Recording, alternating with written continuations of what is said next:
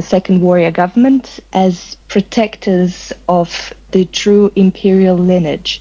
So because they were branding themselves as the guardians of the true emperor, they became more and more connected to aristocratic and Buddhist elites, having their children become abbots at prestigious Buddhist establishments, a privilege that was reserved for civil aristocracy before, and also marrying women of aristocratic families, which was also not so common before the Ashikaga.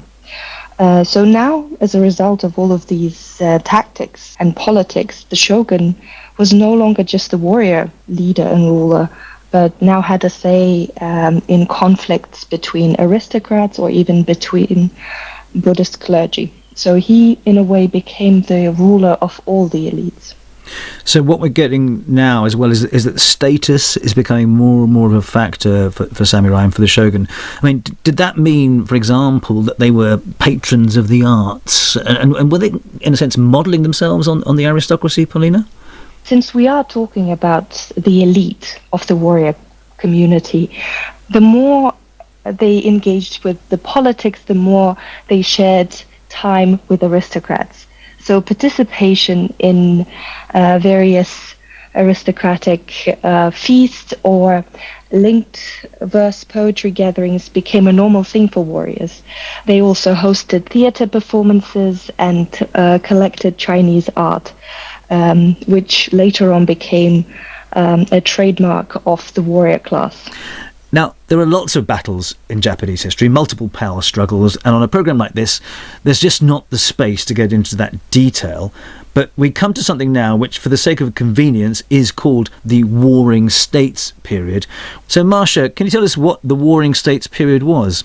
Warring States was a period of endemic and sporadic civil war that lasted for about 150 years, from the mid-15th century to the late 16th century. And in this period, a lot of our 18 to 25-year-old segment getting into debt because they really don't understand. They're getting into a credit agreement when they buy a sweater from a high street retailer by clicking a button. Second part, I believe, belongs to the retailer to ensure that they're partnering with the right lenders who are going to take care of the customers, make sure they are doing credit checks, doing affordability checks, making sure the customer can actually repay. And the third responsibility is with the lender themselves. They have to make sure the customer can afford this and make sure they're reporting to the credit bureaus and doing the due diligence when they make the loan. So that is how we can protect the consumer. You can't leave it only on the consumer. The retailer, the lender, all have to play a part. We have a moral and regulatory legal obligation to do that. And looking at some of the recent research that you've published around the sector, that the typical sum owed to a BNPL lender is around £254. Where do you think that will be 12 months from now? It continues to grow. In February, we had 2.6 average purchases of BNPL people were carrying. That number is now up to 4.8. So this number is growing for two reasons. One, all retailers are offering it. This is a very popular payment method now to spread costs. But with the upcoming cost of living crisis, with higher energy prices, highest inflation in decades, people are going to be relying on this as a payment method more and more. So I see this number going up significantly, and which is even more reason why we need to be careful we don't put our consumers in harm's way and financial distress. All right, Anthony, got to leave it there. Appreciate you joining me today. Thank you. My pleasure. Thanks for having me. Well, still to come here on Ian King Live. We'll have a look at how global markets are doing this Thursday morning. Don't go away.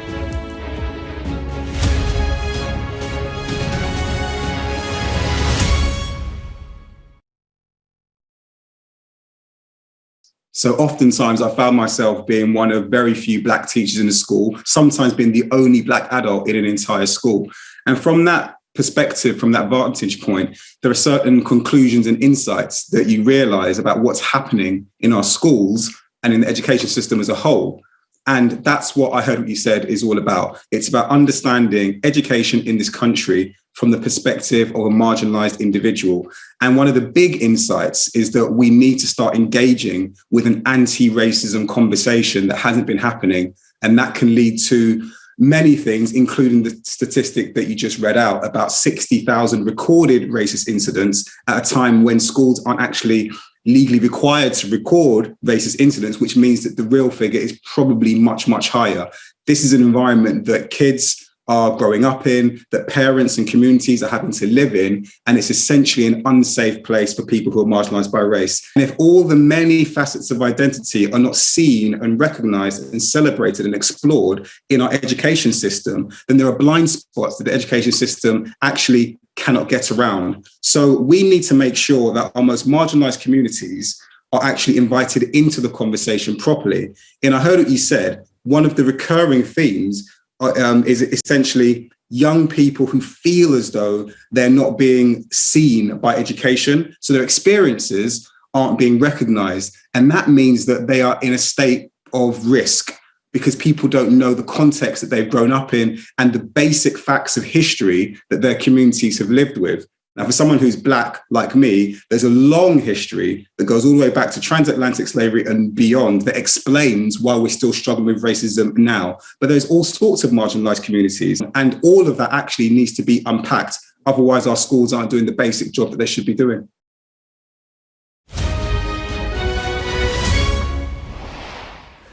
Well, a disappointing session on Wall Street last night was followed by gains for equities in the Asia-Pacific region after China's President Xi Jinping approved a plan to support the country's fintech sector. Both Hong Kong and Shanghai finished ahead by more than 1% each, while there were also gains in Tokyo, Sydney and in Mumbai. Well, in Europe, those stocks have been in negative territory so far this morning. Here's the current picture. All of the main continental European indices in negative territory right now. And it's a similar story here in London as well. The FTSE 100 is down currently around 0.2%, some 31 points worse off there. Oil and mining majors again weighing on the index. The biggest blue chip faller in percentage terms this morning is the Chilean mining group Antofagasta. The shares off there by just under 3%. That is on the back of copper falling to a 16-month low. There are not too many blue chip gainers to mention, but JD Sports is among the winners, currently ahead by just over 1% on the back of its latest results yesterday. Outside the FTSE, the software group Micro Focus, its shares are off another 2.25% there. It fell by 16% yesterday on disappointing half-year results. Another faller to mention is Trainline. That's down by some 8%. That's after its finance director was poached by the fast fashion retailer Boohoo. On the FX markets, well, the pound continues to languish against the US dollar. It's currently just under 0.5% lower against the greenback sterling. Is, however, up by just under 1/6% right now against the euro. The euro itself off by 0.5% against the dollar. Meanwhile, the oil price, well, that has fallen this morning as concerns over global growth have returned to the fore this morning. A barrel of Brent crude will currently set you back $109.42 a barrel. That is off just over 2%. Well, with me now is Dr. Jimmy Mushi-Sheteri. He's the senior equity analyst at Investec Wealth and Management. Jimmy, morning to you.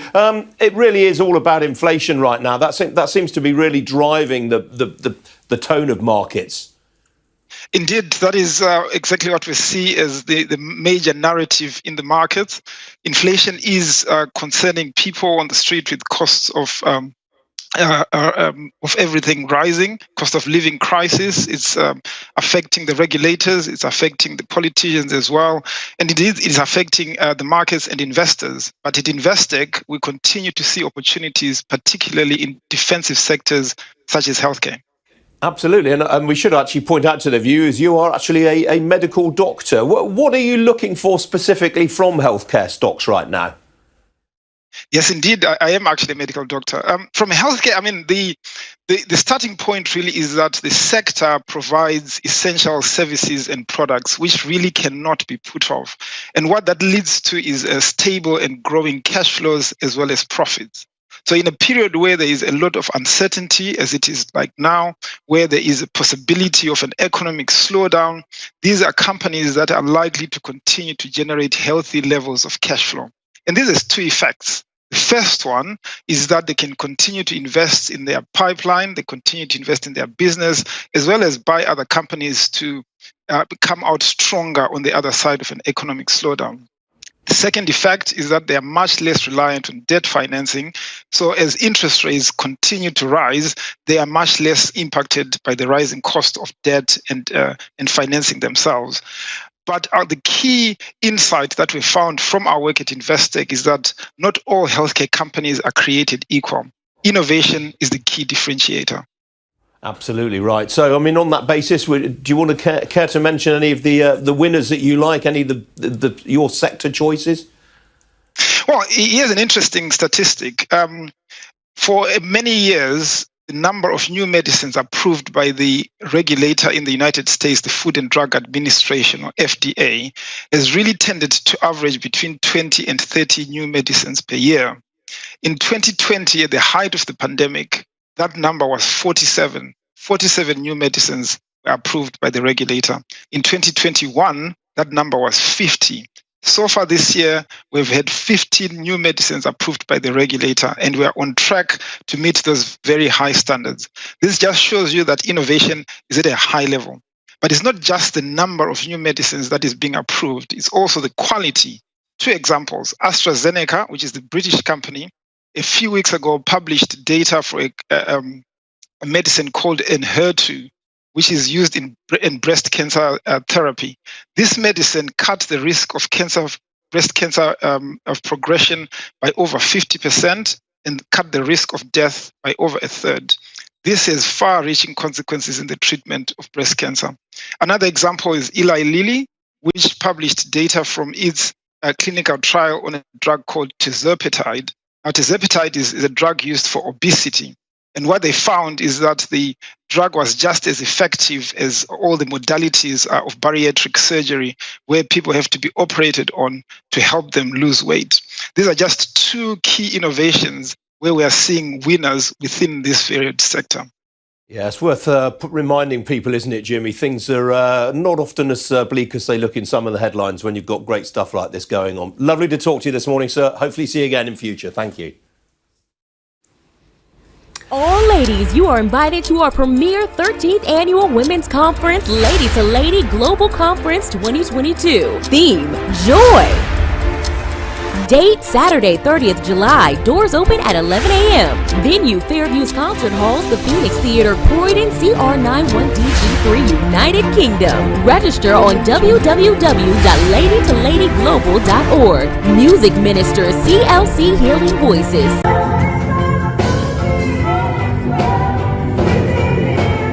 Simeon.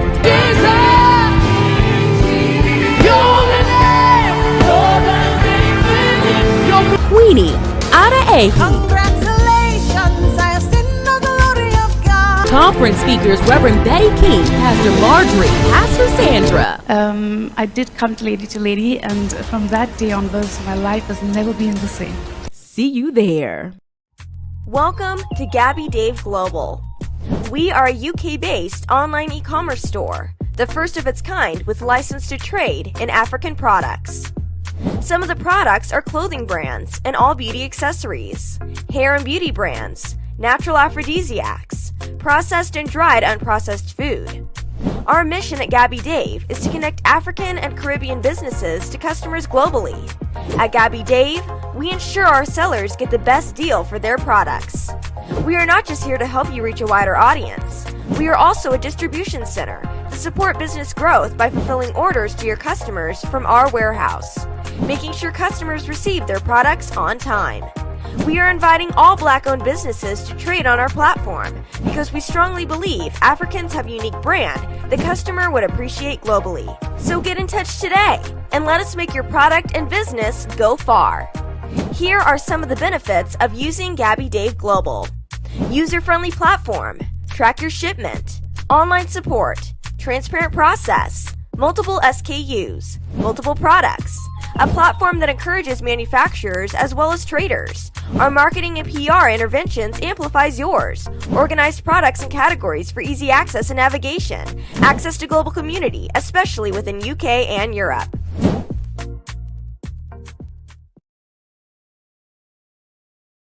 The world to send money to their loved ones in Africa. With SendWave, you can send money to Ghana, Nigeria, Kenya, Uganda, and Tanzania. And the best part is, SendWave is absolutely commission-free. Our exchange rates are excellent. You can see for yourself by checking them out on our website. So how do you use SendWave? SendWave is an app that you can download onto your phone from the App Store or Google Play Store. The app is free to download. After downloading it, just open the app and enter your name, email, and phone number. That's it. You're good to go. Make sure you use the promo code SR. S for Starr, R for Radio. This promo code will give you £5 free credit to send to Africa on your first transaction. Your money will be delivered to your recipient within seconds. Feel free to call me on 0749 7377 647 at any time. I'll be happy to tell you all about SendWave and help you in any way I can. Remember to use the promo code SR for £5 free credit. Medasse. Getting onto the property ladder has never been easy until now. Join us this and every Thursday from 7 p.m. to 8:30 p.m. live on the Property Hour show on Starr Radio UK, where we talk to mortgage brokers, property developers, estate agents, landlord, tenant, property consultants on how to invest or get into the property business and make money. You can't afford to miss this. The Property Hour show is your best source into the property industry. Hi everyone, it's your girl BB Clement, the author of How to Go From Employee to Entrepreneur and the host of your weekly business show, BB Means Business, the show where we discuss everything you ever wanted to know about business but you were afraid to ask. How do I start my business? How do I raise the finance? How do I grow my business? Where am I going to find my customers? Join me every Tuesday at 1:30 p.m. on Starr Radio UK to get all the information and tips that you need to become a successful entrepreneur and become financially free. Remember, don't let life dictate to you. Rather, put your signature on life.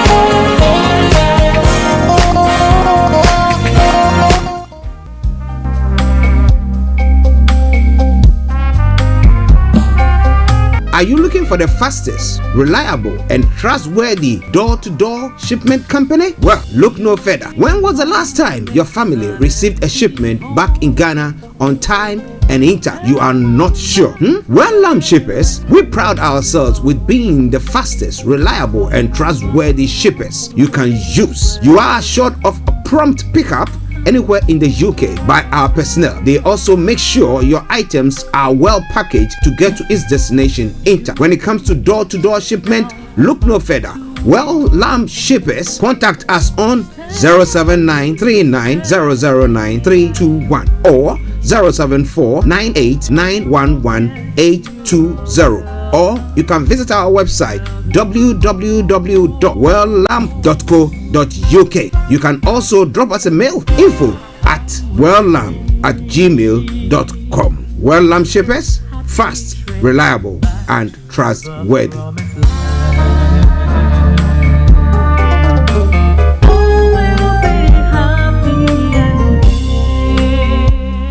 Tune in to On Point here on Starr Radio UK with Empress Regina every Monday at 5 p.m. GMT. Looking forward to your company. Hi there. Are you dreaming of owning your own house in Ghana? Then you will need a well-documented piece of land that is free from troubles. I highly recommend My Africa Property for any size of land that you will need. With My Africa Property, lands are available in Pram, Sopoli, Tohenia, Ogome, Dodova, Winneba, and many other locations at affordable prices. These locations are about an hour away from the airport, only 35 minutes from the motorway, 10 minutes drive from Central University College, 10 minutes drive to the beach, and close to Pram Senior High School and Ghana Men's Soccer Center of Excellence. For more details, visit our website www.myafricaproperty.com or call our UK office on 0208 123 2523. For our US and Canada offices, call us on +1 585 184 994145. You can also email us at ghana@myafricaproperty.com. Check me out. He tells me my energy is making him tired. Yes! How do you get the energy to do I've been told that I have a lot of energy, but my goodness, I think today I have met my match, people. I have met my match, Miss Suzanne. Wow, amazing. One of the things that's the start of the darkness. The whole of darkness. So what did that? Myself and the world in a just. And 2019. Forget the proverbial boardroom. Join me, Simone Frazier, on The CEO, the program that gives you the driving seat over your life. Every Tuesday, 8 p.m. only on Starr Radio. Bekutu, show them you got the cocoa set. Ladies and gentlemen, it's your boy Harry Song, aka Mr. Songs. This is the Kingmaker Baba for the girls. We're here. This is Star Radio. Don't go nowhere. UK, London. We they call them London for home. For here, we they call them London. And that's how you know. Just have fun and stay blessed. Hi there, this is CJ Buckman, your life coach. And whenever I'm in London, I listen to Star Radio UK right here. But guess what? You can listen to wherever you are. The best radio show. Broadcasting worldwide, online 24/7. Around the world. In your car. At work. At home. On your smartphone. This is Star Radio UK. Are you ready to turn it up? 10, 9, 8, 7, 6, 5, 4, 3, 2, 1. Your heart is aching. Smile even though it's breaking. When there are clouds in the sky, you get by. If you smile through your fear and sorrow, smile and maybe tomorrow you find that life is still worthwhile if you just smile. Hey, this is Archie and you're listening to Starr Radio Show.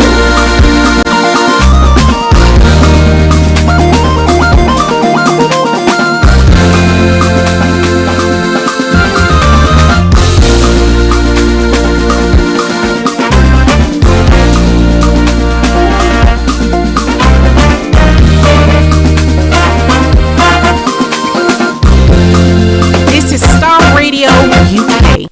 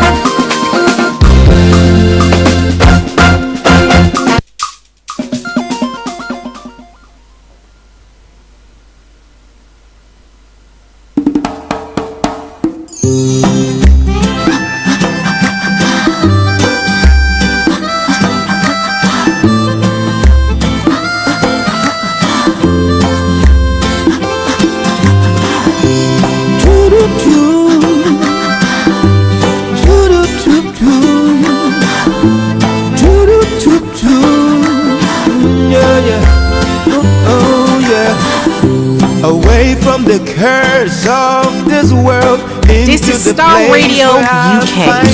Broadcasting worldwide, online 24/7. Oh Lord, you are listening to Starr Radio. Precious of this world into your pleasures evermore. I wanna be with you. Love, the safest place that I could ever be. It's in your loving arms, your arms of love. Your favorite Afro-Caribbean radio station. Be closer, draw me closer, a little bit closer. Closer than I used to be, sir. Take me to the place where everything is just okay. I wanna be. Okay, hello, good morning, good afternoon, good evening, good dawn to you, wherever you might be on planet Earth. Those of you on other planets as well, I want to welcome you to the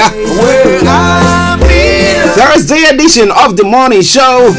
Today is Thursday, the 23rd day of June, the year 2022. The time now 10:43 from the House of London. Playing in the background, something from Akasi Brimpong. Closer. And that's what Starr Radio UK does exactly, trying to bring you closer and closer to the information as well. Let's say good morning to the team for this morning. Mr. Olayomi, Mr. Frank Davis working behind the scenes. And then to the one and only Mr. Francis Guy, my able producer. Let me say morning to Mr.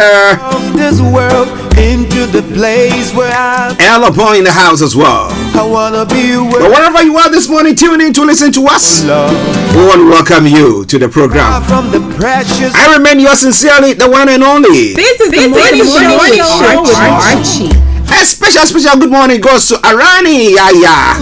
Say well done from Isiyin. Ayani, where is Isiyin?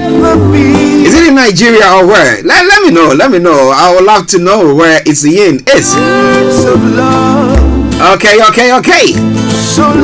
To our listeners, my brother in Aberdeen, Felix, morning to you. Felix, I hope you are doing well. And to Mr. Kofi Ali Abdi Yakin, good morning. David Kluche, good morning to you, sir. To our listeners in Americas, in Europe, in Asia, in Australia, on the African continent. Amayo, good morning to you. Anthony Adedeji, good morning. And to my own Jasina, all the way in Moscow, our special envoy. Massive good morning to you. I hope you are all doing good. Okay. So those of you who have tuned in for the first time on a Thursday morning to listen to us, for your sake, let me bring you the rundown of how the program is going to be. I'm going to bring you the quote for the day, the weather forecast will follow suit, then the travel update as well. We'll move on from there to have a look at some of the stories making the rounds across the globe. Then from there, we're going to be looking at some of the stories making the rounds in Nigeria. With updates from Nigeria, we'll be having Mr. Olayomi joining in exactly at 11 o'clock to bring you that update. During the course of the program, it's going to be telling you, those of you who missed the Niger voices yesterday, my goodness, you seem to be missing out, So please, where have you been? Don't miss out on that. It comes to every Wednesdays, 18 hours BST or UK time. Let me put it that way. So we'll bring you a sneak view of what you missed. And then after that, we'll continue with the conversation. At exactly 12 o'clock, the lines are open for you to add your voice to the discussions. And then move on from there. And then continue with the discussions until 1 o'clock when the curtains are brought down for the end of the program. So in a gist, that's what is going to be happening today. But do me a massive favor, share the broadcast with your friends and loved ones and invite them to like our pages as well. But once again, welcome to the show. Cracking on straight. Now, success means different things to different people, but when it comes to its implementation, it is more than luck. Which I agree with that writer there. It is so through. Oh, true. Okay. Let's move on straight to the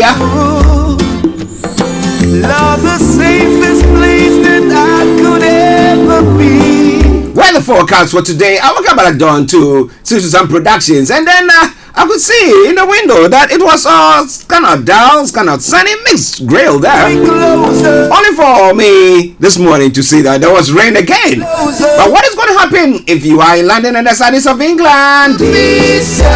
Take me to the place. Okay, so this is what the weather is going to be for you if you happen to be in London and the southeast of England. Okay, now this afternoon we'll see a mix of warm sunshine and well scattered showers. Now this will be rather heavy and thundery at times. It will feel rather humid.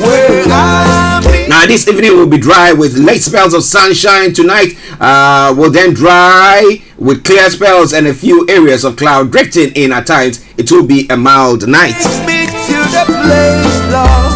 When it comes to the temperature, top temperature is going to be 25 degrees, the lower is going to be 15 degrees. Pollen level is going to be very high, UV level is going to be moderate, and pollution is going to be low. Sunset 21, 22, and sunrise for tomorrow morning 04 for the 3 hours. And that brings us to the end of the weather forecast. It's now 10:47 from the House of London. We're going to be taking you straight to the travel updates. Don't you worry. Yes, closer by Akasibrimpo. I'll be bringing you more of that in a moment after the global trotting. But for now, let's go straight to the travel updates. Check it out. Keep your eyes on the road. This is Starr Radio UK. Okay, so Star Radio UK, your favorite African and Caribbean radio station in London, and it's time for your travel updates. Well, on the underground this morning, due to the strikes, the rail strikes at the moment, well, it's impacting on almost all the most of the lines there now, but I know for sure when you get on it you can get. But Bakerloo line is partly suspended, and let me tell you what is happening. No service between Queen's Park and Harrows and Wilstone due to industrial action on Network Rail. And then when it comes to the Elizabeth line, it's partly suspended, reduced service and minor delays as well. A reduced service between Paddington and Reading, Heathrow terminals due to industrial action on Network Rail. As I said, the Network Rail industrial action seem to be impacting loads and loads and loads of the underground line. So please check before you leave. That aside, all the others have got good service on the underground. On the London Overground this morning, Tuesday the 21st to the 26th, no service between Romford and Upminster due to strike action. No service between Romford and Upminster. No service between Sydenham and Crystal Palace. No service between Surrey Quays and New Cross. No service between Kilburn High Road to Euston due to industrial action. A reduced service is operating on the rest of the London Overground, so check before you leave. That aside, DLR London over Tramlink, good service there. Now let's move on straight to the major roads in London. Let me see how it's going here. Now A24, A4, A41 and Central London Red routes have all got closures there, so check before you leave. But not circular A406, serious delay. So if you can avoid it, do your best to avoid it. If you are starting there, continue to listen to us as and when there are any changes, I'll bring it to the fore. That aside, no exceptional delays on the rest of the roads. Now on the riverbank this morning, as I tell you all the time, Woolwich Ferry, apart from that, we just got a special service. All the others have got good service. Yeah. Now on the final segment of the travel update, the National Rail, Avanti West Coast, C2C, First Hull Trains, Grand Central, Great Anglia, Heathrow Express, Northern Rail, Southwestern Railway, and Southern have all got special service. We also got Mercy Rail that has also got no service at all. So please check before you leave. But that aside, all the others have got good service. So have a lovely day. And I will say it once again, good morning, good afternoon, good evening, good dawn to you, wherever you might be on planet Earth. Enjoy your commute for today. But you know what? Continue to keep those eyes on the roads.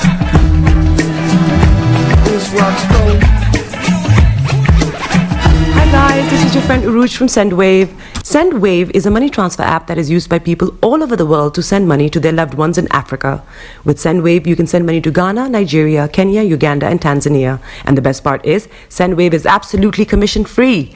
Our exchange rates are excellent. You can see for yourself by checking them out on our website. So how do you use SendWave? SendWave is an app that you can download onto your phone from the App Store or Google Play Store. The app is free to download.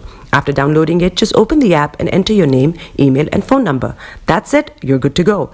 Make sure you use the promo code SR. S for Star, R for Radio. This promo code will give you £5 free credit to send to Africa on your first transaction. Your money will be delivered to your recipient within seconds.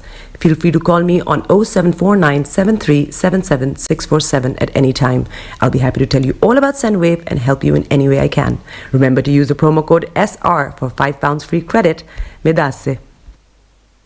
Has never been easy until now. Join us this and every Thursday from 7 p.m. to 8:30 p.m. live on the Property Hour show on Star Radio UK, where we talk to mortgage brokers, property developers, estate agent, landlord, tenant, property consultants on how to invest or get into the property business and make money. You can't afford to miss this. The Property Hour show is your best source into the property industry. Welcome back to the program. It is Star Radio UK, your favorite African and Caribbean radio station in London, bringing the time down to 7 minutes to the top of the hour. So let's go global trotting. But some of the stories that we're going to be looking at this morning from Nigeria. Yes, 20 senators set to dump APC party's majority under threat. And then another Anambra lawmaker abducted and killed by gunmen. Well, and the former Ekiti State chief pharmacist and Israel Bamishe kidnapped in Orin, Ekiti, in Ido Osi local government area of Ekiti State. Now, Bamisai is a supporter of the young people in Edo. So what has caused his abduction, and why did they kill him? Did his family fail to maybe pay a ransom which was demanded? If it was, well, now interestingly, Pastor Deboye is ordering Redeemed Church pastors to demand PVC from members. We'll be bringing you more on that. So is it that when you don't have the PVC, you cannot go to church, or he wants you to bring the PVC or to stop you from voting? So don't go get the PVC at all. So if you're going to get it, you have to bring. I don't know, but we'll be throwing more light on that. And voting, Peter Obi, is like throwing our votes away. Ekweremadu explains why Southeast will support PDP presidential candidate Atiku. Well, everybody is trying to put a spin on what is happening, but what do you think about all that?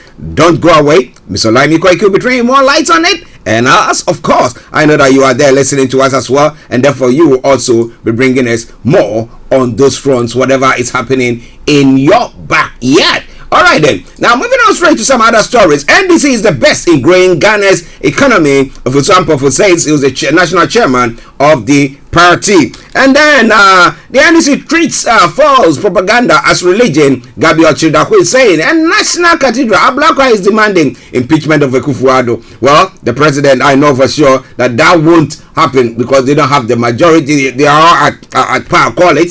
And they will try to find ways and means to,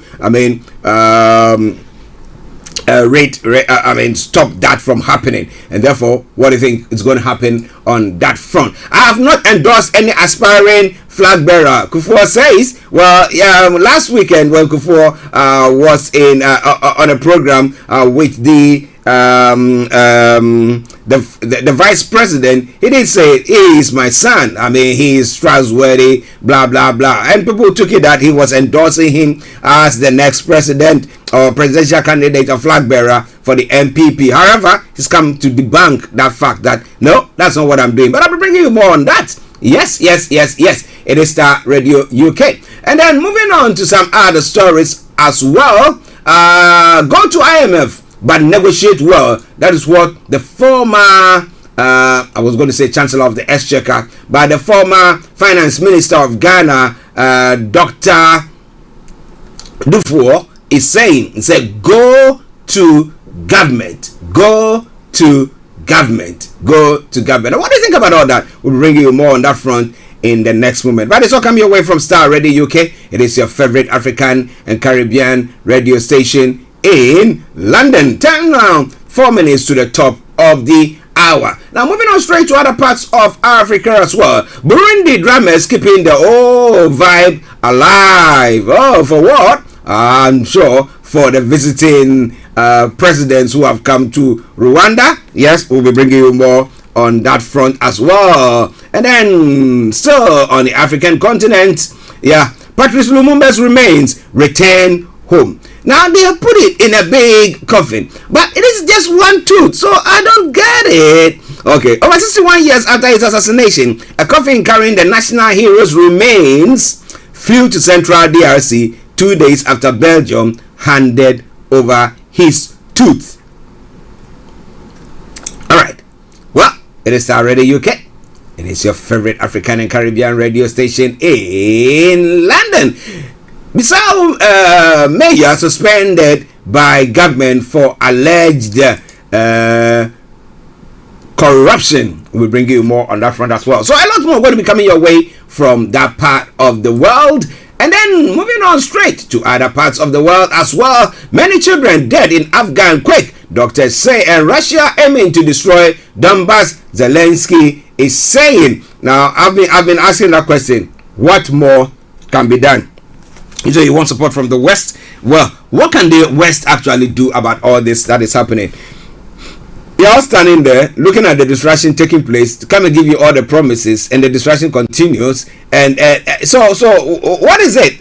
Maybe they'll be protecting Kyiv. Is that it? Well, you want to know more? You don't have to go anywhere. You have to stay with us on Starr Radio UK, your favorite African and Caribbean radio station in London. Well, in the UK, trains grinded to a halt on second day of strikes. Half the rail network in England, Wales and Scotland is closed, and only 20% of services are set to run. how is it impacting you? Law change will allow agency staff to cover strikes. Ministers say the plan, which needs Parliament's approval, will limit the impact of future strikes. So if you know that you're going to go on strike, and then they just get agency workers to come and cover your shift so that the impact is not felt. So if you go on strike, well, it will be very minimal impact. But do you think that is fair? Is that why they want to, take all these human rights and all that community that they want to do? Is it that they just want to, flex their muscles so that, well, this is the UK, this is our law, and these are the conservatives, and this is what we believe in? Well, if you are a worker, well, you have to toe the line, or what do you think? Well, this is a lot more going to be looking at racism and constant abuse to boy who lost finger. Now, Rahim Bailey's mother says it is painful. He had to prepare himself mentally to go into school. Just 100 days left to spend paper 20 and 50 pound notes. It will soon be impossible to pay in shops with the notes, which are being replaced by a plastic version. Well, about a couple of weeks ago, I had a 50 pound note, but the paper one, I'll tell you, the this was like, is it the real one? I said, or is it fake? I said, no, that's real money, but it's not. But now you have got only 100 days. So if you have lots of it to spend, please take it to the bank and go and bank it or spend it. All right, then after that, you cannot spend it any longer. It's all coming away from Starr Radio UK. This is a lot more going to be looking at. But enjoy this song from Makasi Brimpong. It says, Closer, Closer, Closer, and we'll continue with the show. Stay tuned.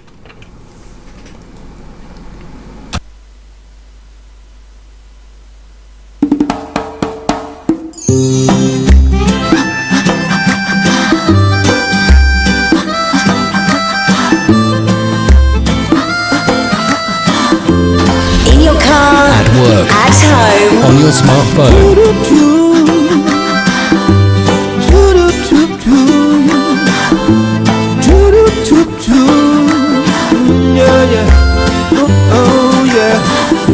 Away from the curse of this world, into the place where I find rest. I wanna be where you are, oh Lord. From the pressures of this world, into your pleasures evermore. I wanna be with you. Love, the safest place that I could ever be. It's in your loving arms, your arms of love. So Lord, I wanna be closer. Closer than I used to be, sir. Take me to the place where everything is just okay. I wanna be nearer. Won't you take me higher, where the eagles fly, to the place where I belong.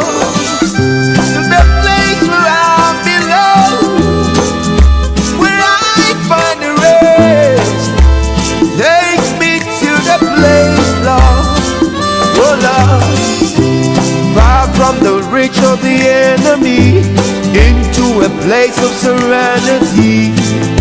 I wanna be where you are, you are. Away from this world's adversity, into a place of tranquility, yeah. I wanna be with you, Lord. Lord, I know the safest place I can be. The center of your will, Lord. So Lord, draw me closer, a little bit closer. Than I used to be. Take me to the place where everything is just okay. I wanna be with you.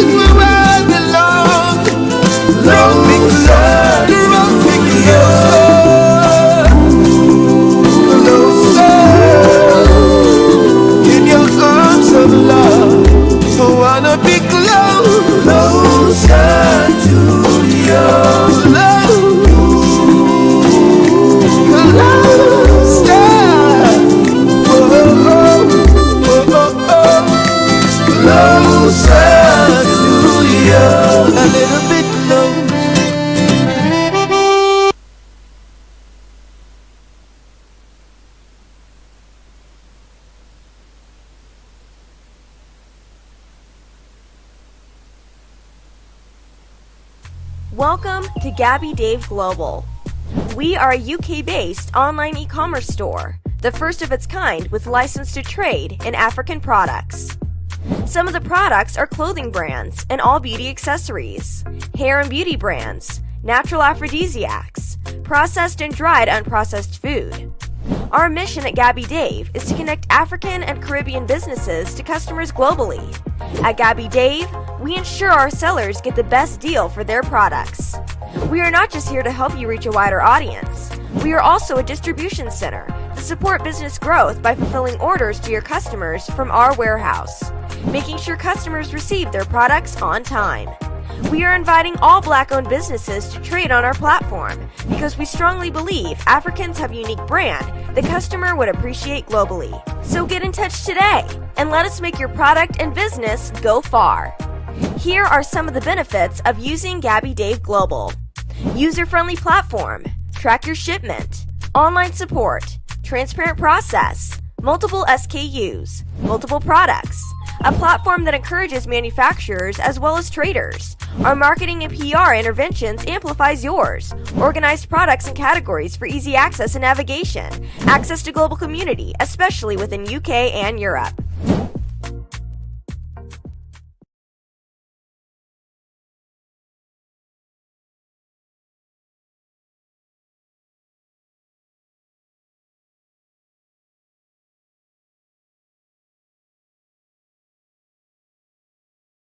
With SendWave, you can send money to Ghana, Nigeria, Kenya, Uganda, and Tanzania. And the best part is, SendWave is absolutely commission-free.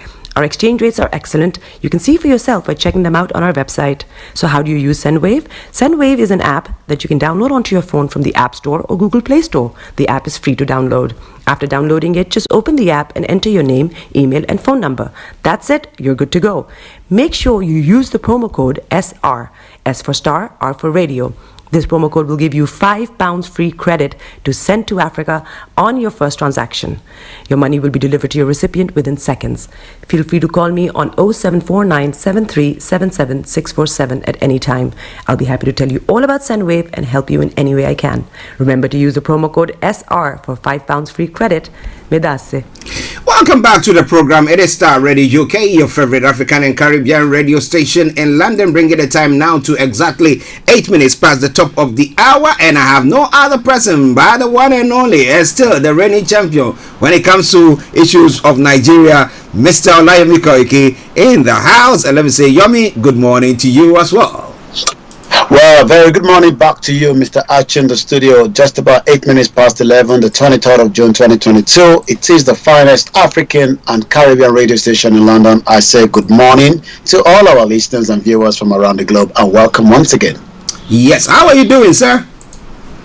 Well, as usual, doing very well. Been grateful. That's the most important thing. The more we are alive, the more we have to be grateful. Especially looking at the latest news also coming out from Mali, where 132 innocent people were killed by the terrorists, and that shows, the magnitude of the world we are living in. And if you continue to ask the world, how am I?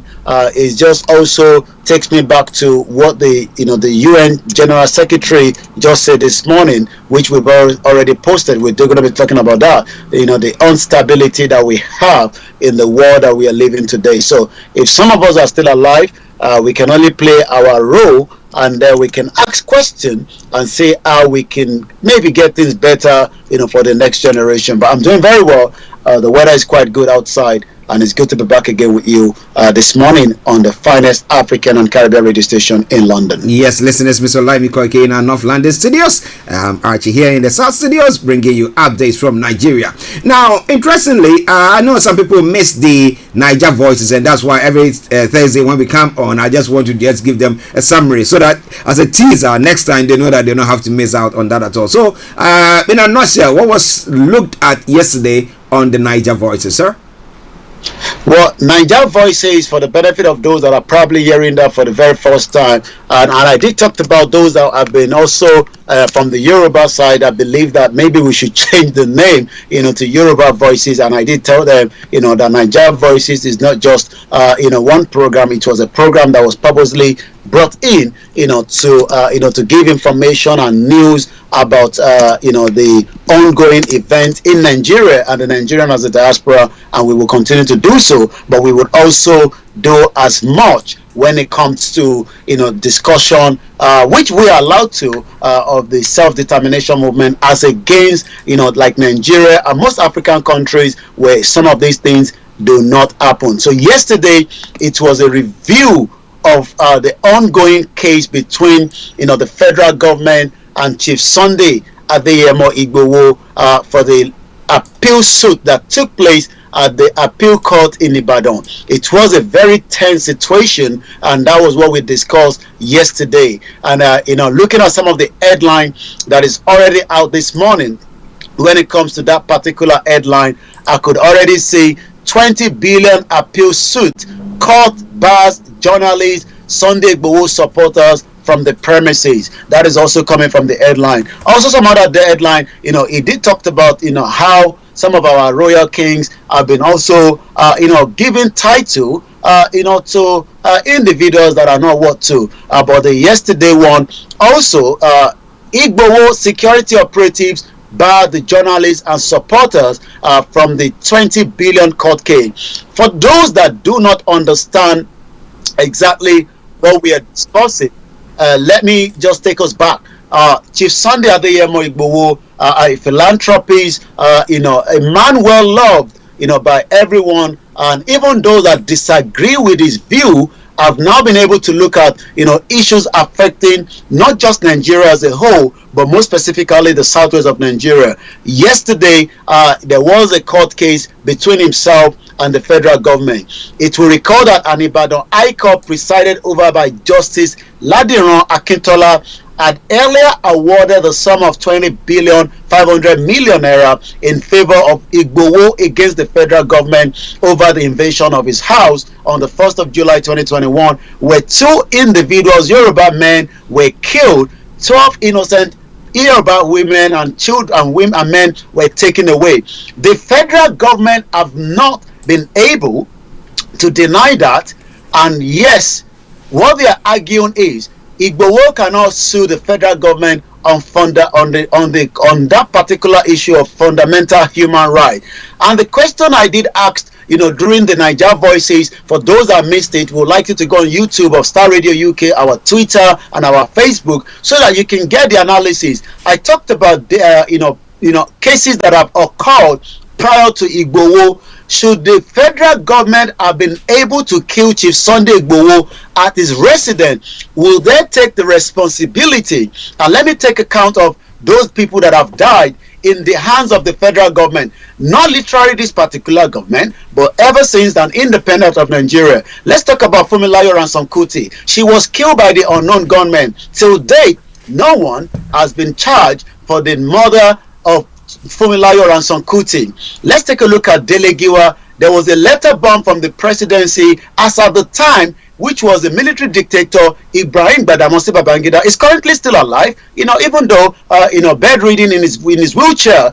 But the question is, if a letter was sent to a journalist in 1984, thereabout in 1986, and the letter exploded, till date, nobody has been penalized for that. Let's talk about the Chief Justice of Nigeria during the time of Obasanjo, where a whole Chief Judge, Uncle Bola Ige, as is known, was killed at his residence. Let's fast forward again and let's talk about the current one, the late Dr. Malafi Obadia, that told us that this year is a very, very critical year because there will be a civil war in Nigeria. We know that he was killed last year as well. And let's talk about so many other cases. Funshaw Williams was a contendant as a PDP member, during the time he was assassinated. Let's talk about, Chief MK Abiola. He was killed in the hope that Nigerians thought he would be released, but the wife that had an interview with us, a week ago, talked about that her husband will be killed. The question is, should the federal government have killed Chief Sunday Igboho in his residence? Will somebody take responsibility? Just a brief of what happened on Niger Voices. I would like you to go and watch it. It's a 2.5 hours program. It was a very fantastic one, and we're already preparing for a week's time for our next powerful guest that will be joining us. Well, if you missed out on that, that's for your information. Please don't miss out next time. But even if you happen, maybe due to your work schedule or anything of this, you go to the Starr Radio UK, Facebook or YouTube or any of the social media platforms, you can listen, go back there and re-listen to it. And at times it's good after the program, go back and re-listen so that you can actually catch some of the bits that you might have missed out on it, so that subsequent programs you'll be able to pose your questions, or when you meet people of that in that particular realm, you will be able to ask or pose questions to them. Okay, it is Starr Radio UK. Mr. Olayomi, 16 minutes past the top of the hour. Updates from Nigeria.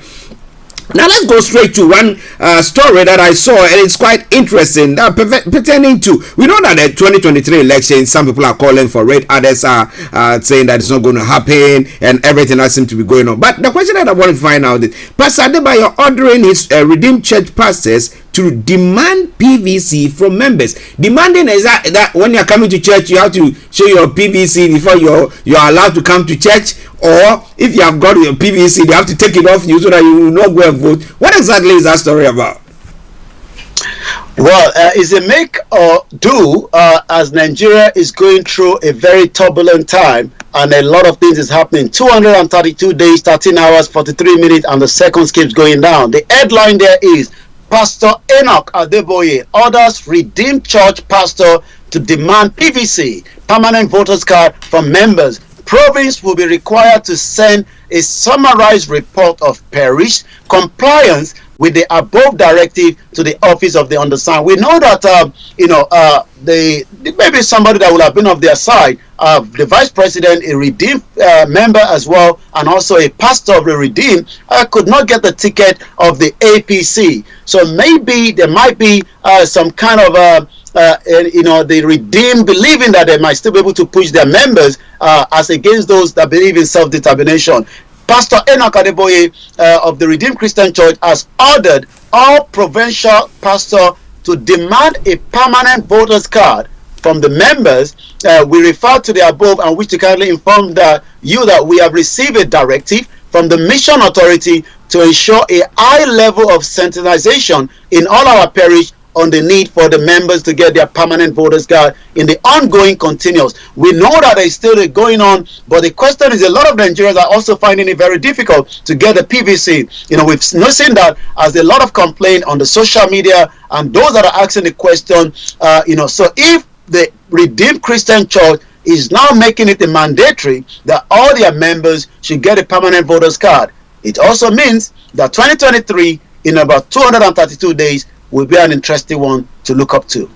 Well, it looks like what I want to ask is it like he's forcing every one of them to go and take that, because it's a democratic and people have their right to decide, yes, I want to go and get it, no, I don't want to go and get it, yes, I want to go and vote, I can vote for this person, or I want to abstain, I won't vote for that person. So is it now getting to a point where Pastor Adeboye, because of the fact that the vice president didn't get the flag bearership position for the APC, therefore he's going to tell his followers not to vote for the APC? Is that what is going to happen? Well, maybe the vision has come, because when the question was asked to Pastor Enoch Adeboye some few months back, he said God has not showed him if an election will go ahead in 2023. Maybe that vision has now come true, and that is why 32,000 of their parish in Nigeria, which is quite a huge number, would then have to go and get their permanent voters card, and they will probably make a change in the 2023 election.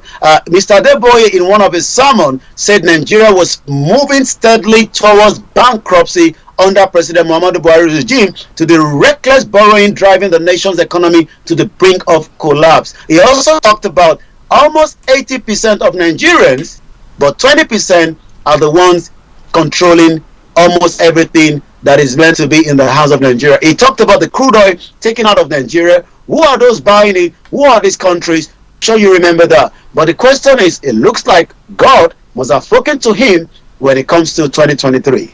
How many, I mean, from the top of your head, how many members do you think roughly has he got in Nigeria?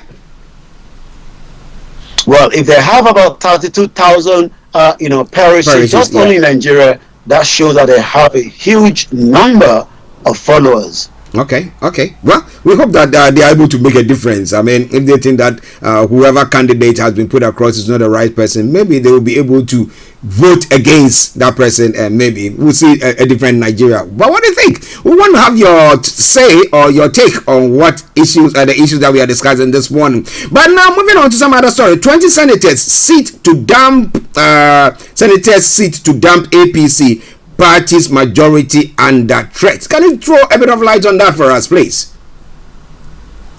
I always go back to, after a whole month away, and I came back in February. I did talk about APC dividing into maybe 3 different political parties before the election itself.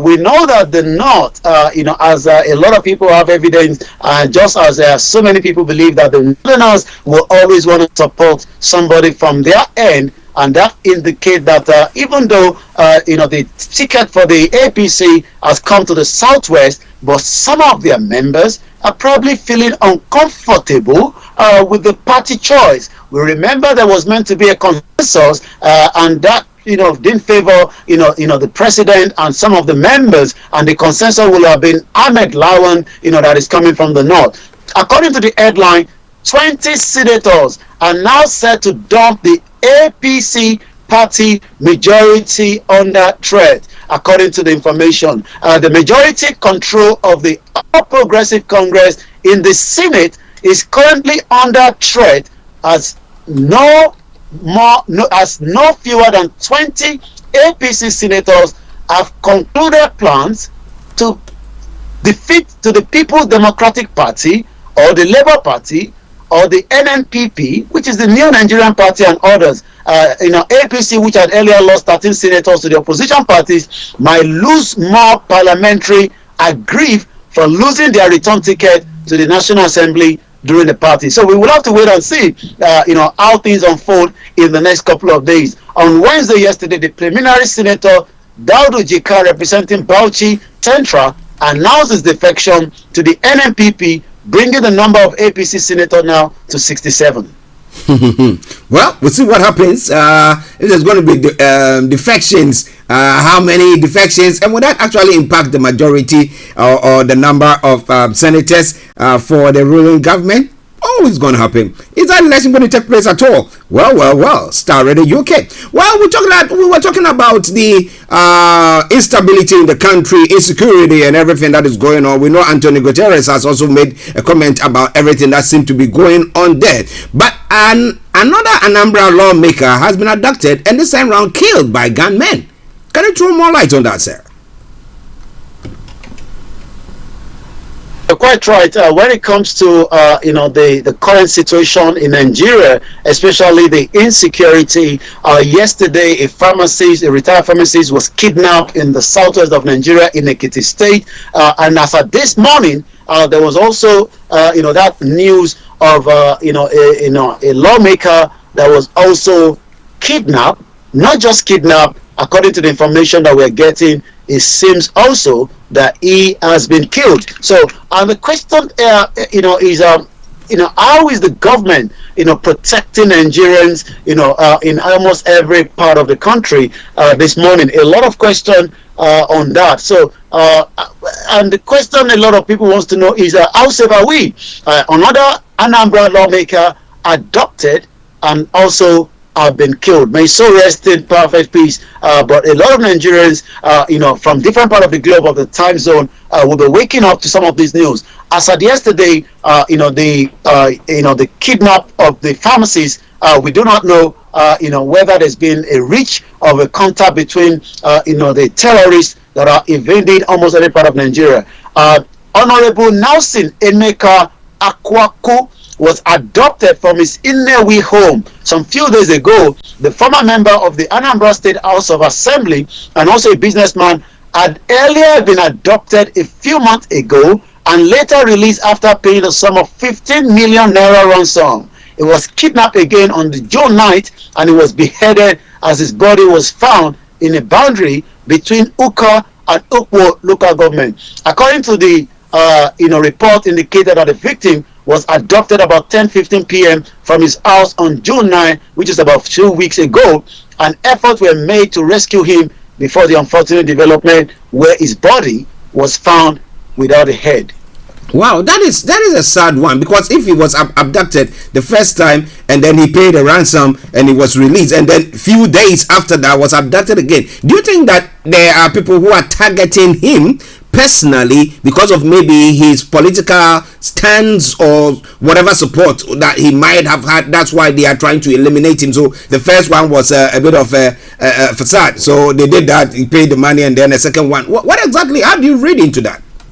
Well, people like us have always known that when election is coming, there's always a lot of killings, in the country, and this is between, the political parties, whether the rivalries, especially somebody that wants to contest, and all sorts has always happened, since 1999. So it's not new, but the question is, what is the government putting in place? What are the measures that the government is making sure that, Nigerians' lives matters? And this morning, a lot of people will be asking the same question: how come somebody that was kidnapped, ransom was paid, he had to be kidnapped again, but this time around he did not survive it, and his head has not been found with the body that was found in one of the local government of the state in Inewi. Like I said, may the soul rest in peace.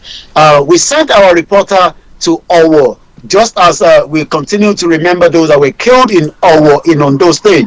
And you could still see, from the video that was sent and some of the images as well, you could tell that, the pain in the eyes of so many of those communities where terrorists was able to invade, that local government some almost 3 weeks ago now, and so many lives were lost. I was looking at some of the images, young and children, and when that video reached me on the desk yesterday, you could still see the pains in the eyes of so many people within that community. Again and again, how long will Nigerians have to suffer for the negligence of not having a country that can protect them? And that takes me to what Antonio Guterres, the UN General Secretary, had to say before I came online.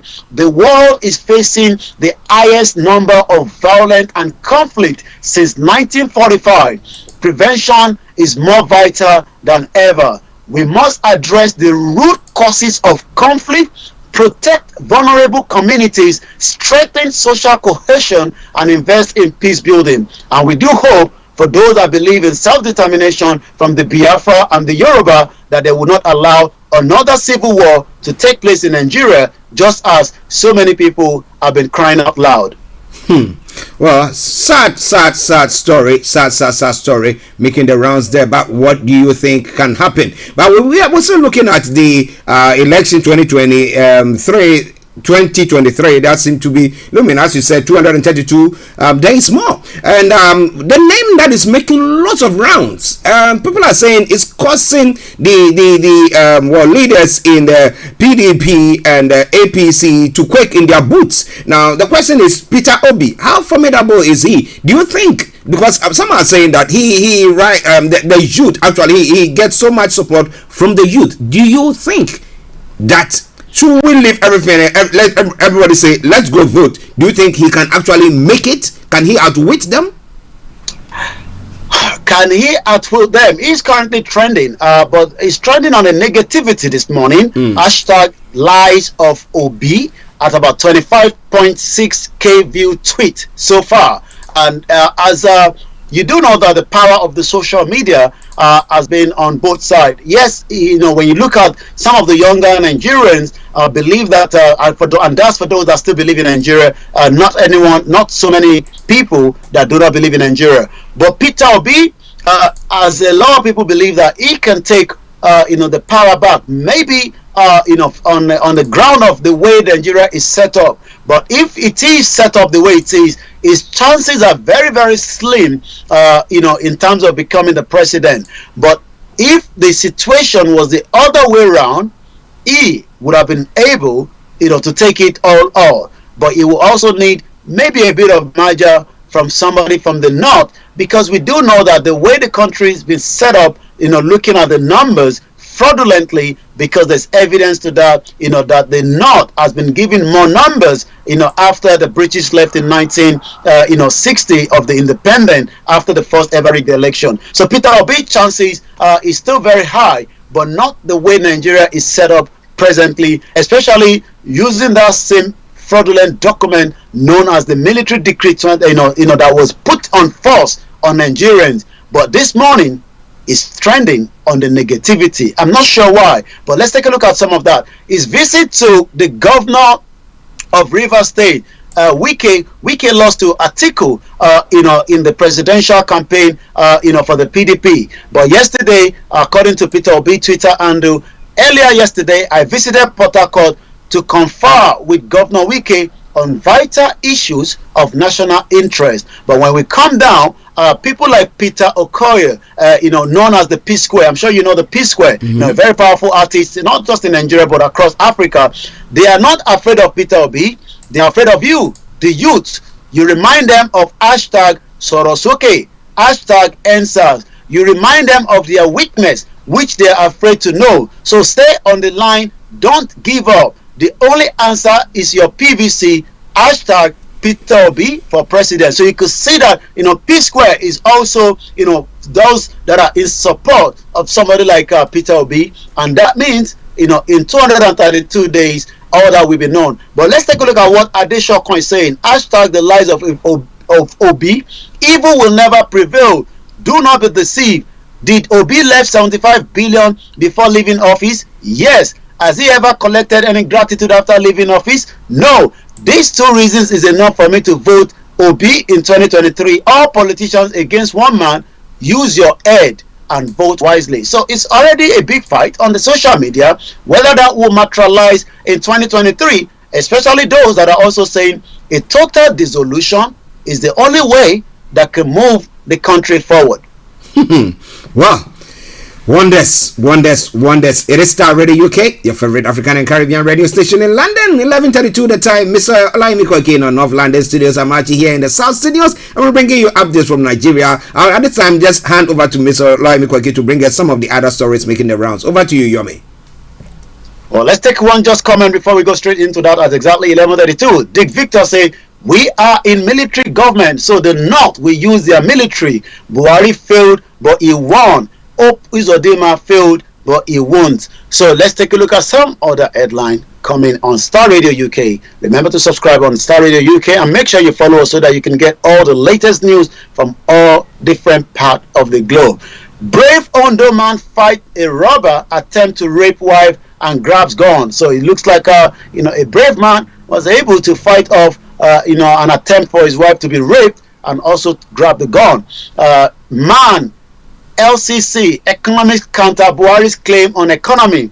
Some few days ago, the president was talking about how he's been able to do so much when it comes to the country, but the Manufacturers Association of Nigeria, the Lagos Chamber of Commerce, and the Industries and Economics on Wednesday counter the claim made by President Major General Muhammadu Buhari that the economy under him is better than it was in 2015. The chairman of the Gas Group and the Manufacturers Association of Nigeria, Mr. Ola Adebayo, said Buhari's regime policy have not translated into positive economic growth and real sector development. He faulted the regime's implementation of policies under Buhari, stressing that his regime will not score a pass mark.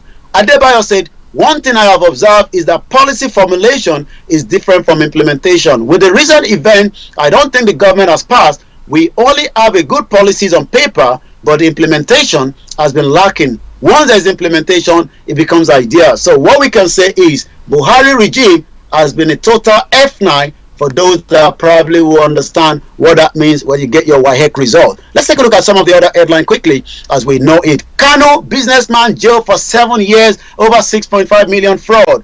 Just in also, federal government reversed Nigerians banned from basketball competition. You would thought that the government would support the sport, but not too sure why there was a reverse, or maybe the intention to have also banned them in the first place. Police has also confirmed, this is coming just 12 minutes ago, police have now confirmed adoption of 7 travelers in Kogi State, southwest of Nigeria. as we always say, may Nigeria never happen to you. The Kogi State Police Command has confirmed the adoption of no fewer than 7 travelers by suspected terrorists at Garuju Ajaokuta Road in the state. Those adopted include a lawyer, a doctor, and 5 others traveling in different vehicles by around 2 p.m. on Tuesday. Only just before coming on air, I talked about how news becomes so delayed in Nigeria. If anything happened in Nigeria, it could take some time, couple of days, because sometimes when this happens in a remote area, it becomes very difficult before it gets out to the urban city, and then it gets to the news network before it reaches people like us in the diaspora. The event that occurred at the kidnap in Ekiti yesterday happened in the morning, but the news never got to UK until late in the evening. And the reason why, the terrorists were also smart to remove the battery cell of the phone from the people that were, harassed or molested. And the question again is, where is the security? According to the eyewitness, that the gunmen laid siege on the road for several hours, shooting periodically. In the process, many passengers were abducted, while many sustained gunshot injuries. Identity of those adopted include Mr. Joe Abba, his wife, Barrister Abba Adeojo, who were returning from a burial ceremony in a village near Aloma in Ofu, local government area of the state. May Nigeria never happen to us. Star Radio UK, I'm going to come back again to you first in the studio, as Nigerians are still complaining about the fuel crisis ongoing in the country. Well, listen to Starr Radio UK, Mr. Olayomi in our North London studios. I'm Archie, and we are looking at what is happening in Nigeria with updates from Nigeria. Let me say good morning to Aremu Dauda. I hope you are doing very, very well, and continue to put your comments on both on any of our media platform that you are listening to us. We put it there, and I promise you we're going to be looking at that. But interestingly, the president, I don't know whether because they want to keep the military quiet, or somebody will say keep them sweet, and therefore they've decided to open club for the soldiers. Is it a dance club or an exercise club? What kind of club? Or a night club? Which club is it? Well, since the Nigerian military, from the perspective of the government, are working tirelessly, they must also have a relaxation places. I mean, yes, every part of the globe do have those kind of relaxation for the for the security. But in reverse to Nigeria, the government have also opened up a relaxation for our soldiers. But the question is that more soldiers would prefer to have a better accommodation, a better well-paid and a better equipment to fight, back the terrorists. Buhari regime opens club for soldiers to have fun. We also appeal to the troops to reciprocate this in their conduct, discipline, operational effectiveness. According to President Muhammadu Buhari's regime, has built a club for soldiers to relax and have fun. Specifically, the Chief of Army Staff, Lieutenant General Farouk Yahya, yesterday harped on the maintenance of the facility in the Army barracks and cantonment to encourage provision of more facilities. Mr. Yahya gave the advice at Akuna Barracks, where inaugurating the remodeled Soldiers Club, as well as 5 blocks of 7 flats for soldiers, for officers and soldiers in the cantonment. According to him, maintenance is an essential to what is put there. He noted that it was an overall effort of the Nigerian Army under his watch to improve the welfare and the personal well-being of the the security, which is a very good idea. But the question is, we hope that could be replicated in every part of the country, just as it's done in the northern part of the country. Well, listeners, it is Starr Radio UK. As I did ask earlier, is it that the government is just trying to keep the soldiers sweet so nobody will agitate or do anything of the sort? What do you think? It's all coming away from Starr Radio UK. It is your favorite African and Caribbean radio station in London, 1139 from the Hearts of London. We'll go back to Yomi for some of the other stories, if any, and then what is happening on the social media platform. Over to you, sir. We're going to go straight to the social media. Quite a lot is trending. Let's look at Bashiru Mustafa. The truth is bitter. Racism will never die. This word will always have a limit on how people perceive them. Black people must value themselves more if they want the world to value them. Also, it was talking about the Fulani terrorist attack in the Yoruba land yesterday. These people were attacked at a farm in Ori by Fulani terrorists. Again, we continue to ask our governors, to protect lives and property. If you pick Peter Obi first, it is not tribalism. It is being Igbo nationalist. If you pick Atiku first, it is not tribalism. It is being Fulani nationalist. If you pick Tinubu first, it is not tribalism. It is being Yoruba nationalist. Don't sell the love for your brothers for Nigeria. That is coming from Ifafun. I'm looking at this cartoon. Save this cartoon and take note of every detail. Right in the passenger, I think it's in an aircraft, looking at it because I could see the sky.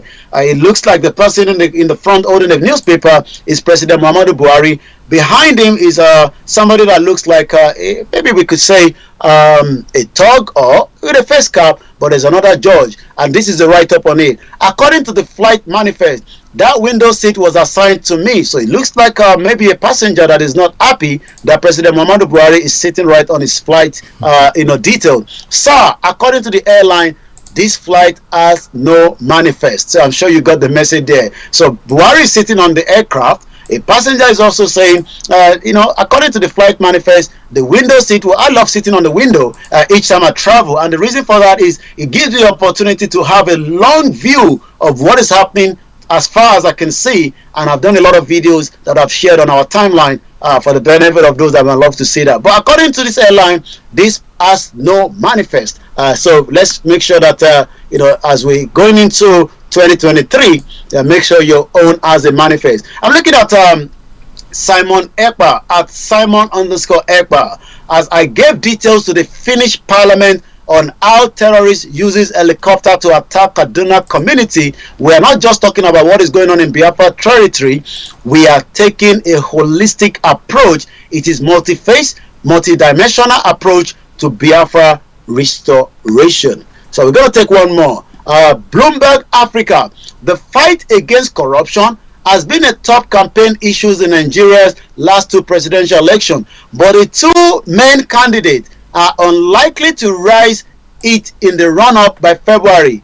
Main presidential hopeful in Nigeria can't shake the grave allegations. So it looks like there's already allegation upon allegation on Tinubu and Atiku that has been that write-up as well.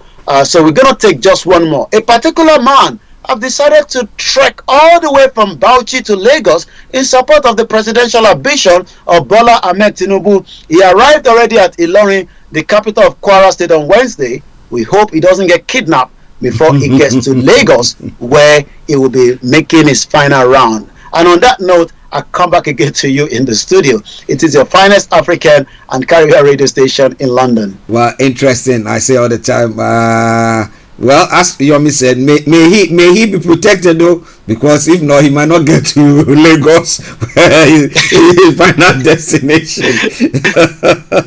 That would be interesting, when assuming he's kidnapped, and then they will tell the government to, or Tinubu to pay the ransom so that they can release him. Well. May Nigeria never happen to you. Okay, Yomi, before we go. Well, it's still the Thursday edition. Don't touch the dial.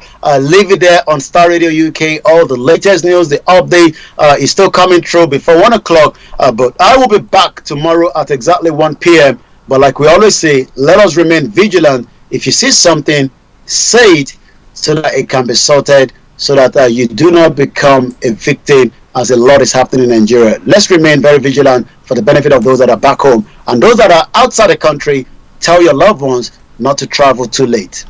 Well, Yomi, let me say thank you very much for that wonderful update as well. Have a lovely day, and we'll catch up tomorrow. Bye for now. Bye-bye. Okay, something from Nigeria once again. Standing tall, Nigeria, 100 years. But Nigeria is not 100 years, is it? Okay, enjoy this tune, and I'll be with you. Stay tuned.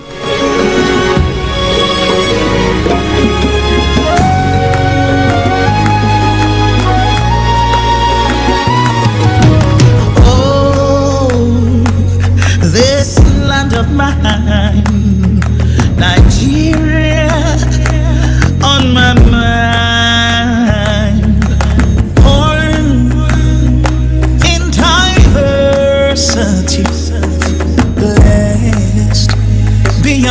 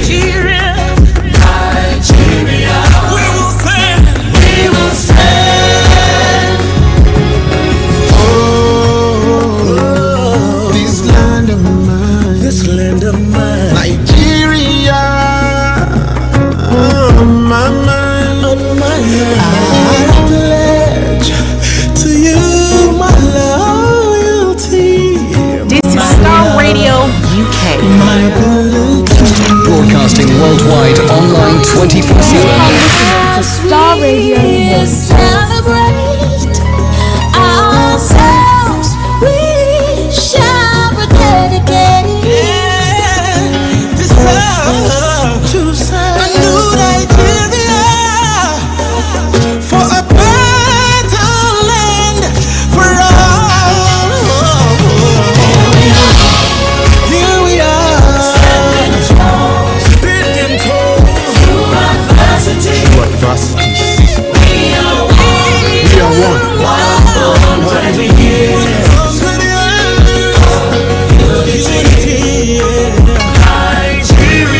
Nigeria. We will stand. Stand on the mountain, shout it in the valley. Nigeria has come a long, long way.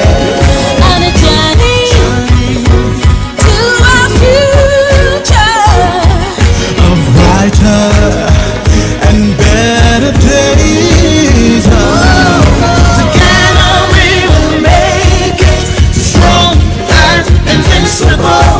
We are on our way. Oh yeah. One nation, indivisible. Nigeria is here to stay. We are standing tall as a nation. Standing tall. Yes, my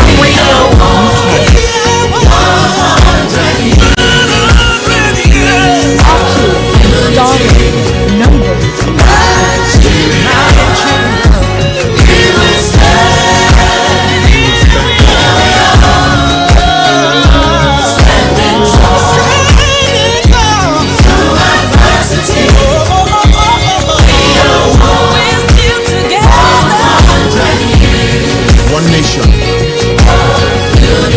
one country. Well, what Nigeria's done? Will there be any election come 2023? Or is it going to be what? Amalgamation? What do we call it? Separation or breaking of the country so that they can stand? Well, they're standing tall together in adversity. Well, in adversity, some are facing more adversity than others. Now, what about that? Well, it's all coming your way from Starr Radio UK. The updates from Nigeria that comes your way every weekday from 11 o'clock. So tomorrow, God willing, if we are still alive, Mr. Olayomi will be coming your way at 11 o'clock with another updates from Nigeria. But wherever you are, don't you go anywhere. We're going to take a quick break, and then once we come back, I'm going to bring you the stories that is making the rounds in other parts of the world. We're going to Ghana, we're going to Kenya, we'll be going to other parts of Africa, and then to other parts of the world. And then at 12 o'clock exactly, I'll be opening the lines for you to add your voice to the discussions as well. You come, you make your point, and then we go, and then we listen to others as well. We'll look at all the other stories making the rounds there. But wherever you are, don't touch the dial, but rather share the broadcast with your friends and loved ones. It is Starr Radio UK. It is your favorite African and Caribbean radio station in London.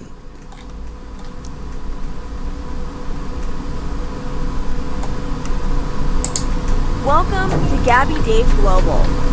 We are a UK-based online e-commerce store, the first of its kind with license to trade in African products. Some of the products are clothing brands and all beauty accessories, hair and beauty brands, natural aphrodisiacs, processed and dried unprocessed food.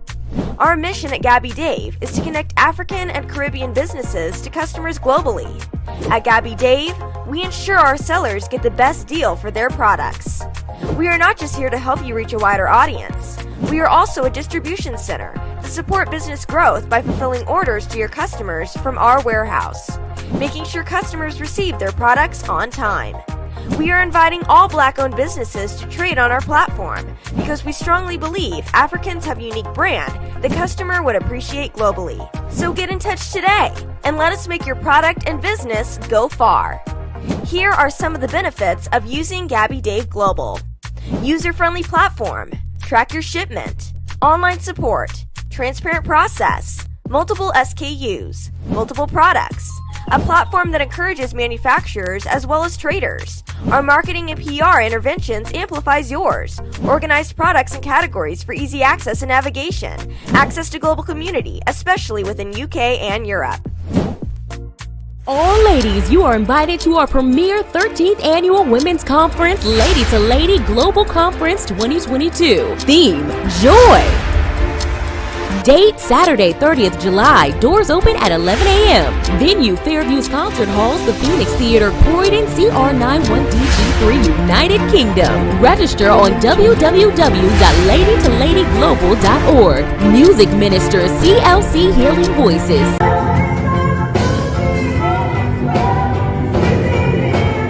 Simeon.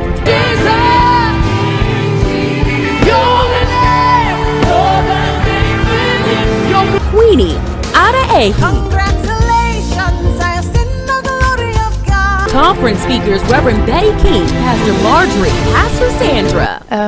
I did come to Lady, and from that day onwards, my life has never been the same. See you there.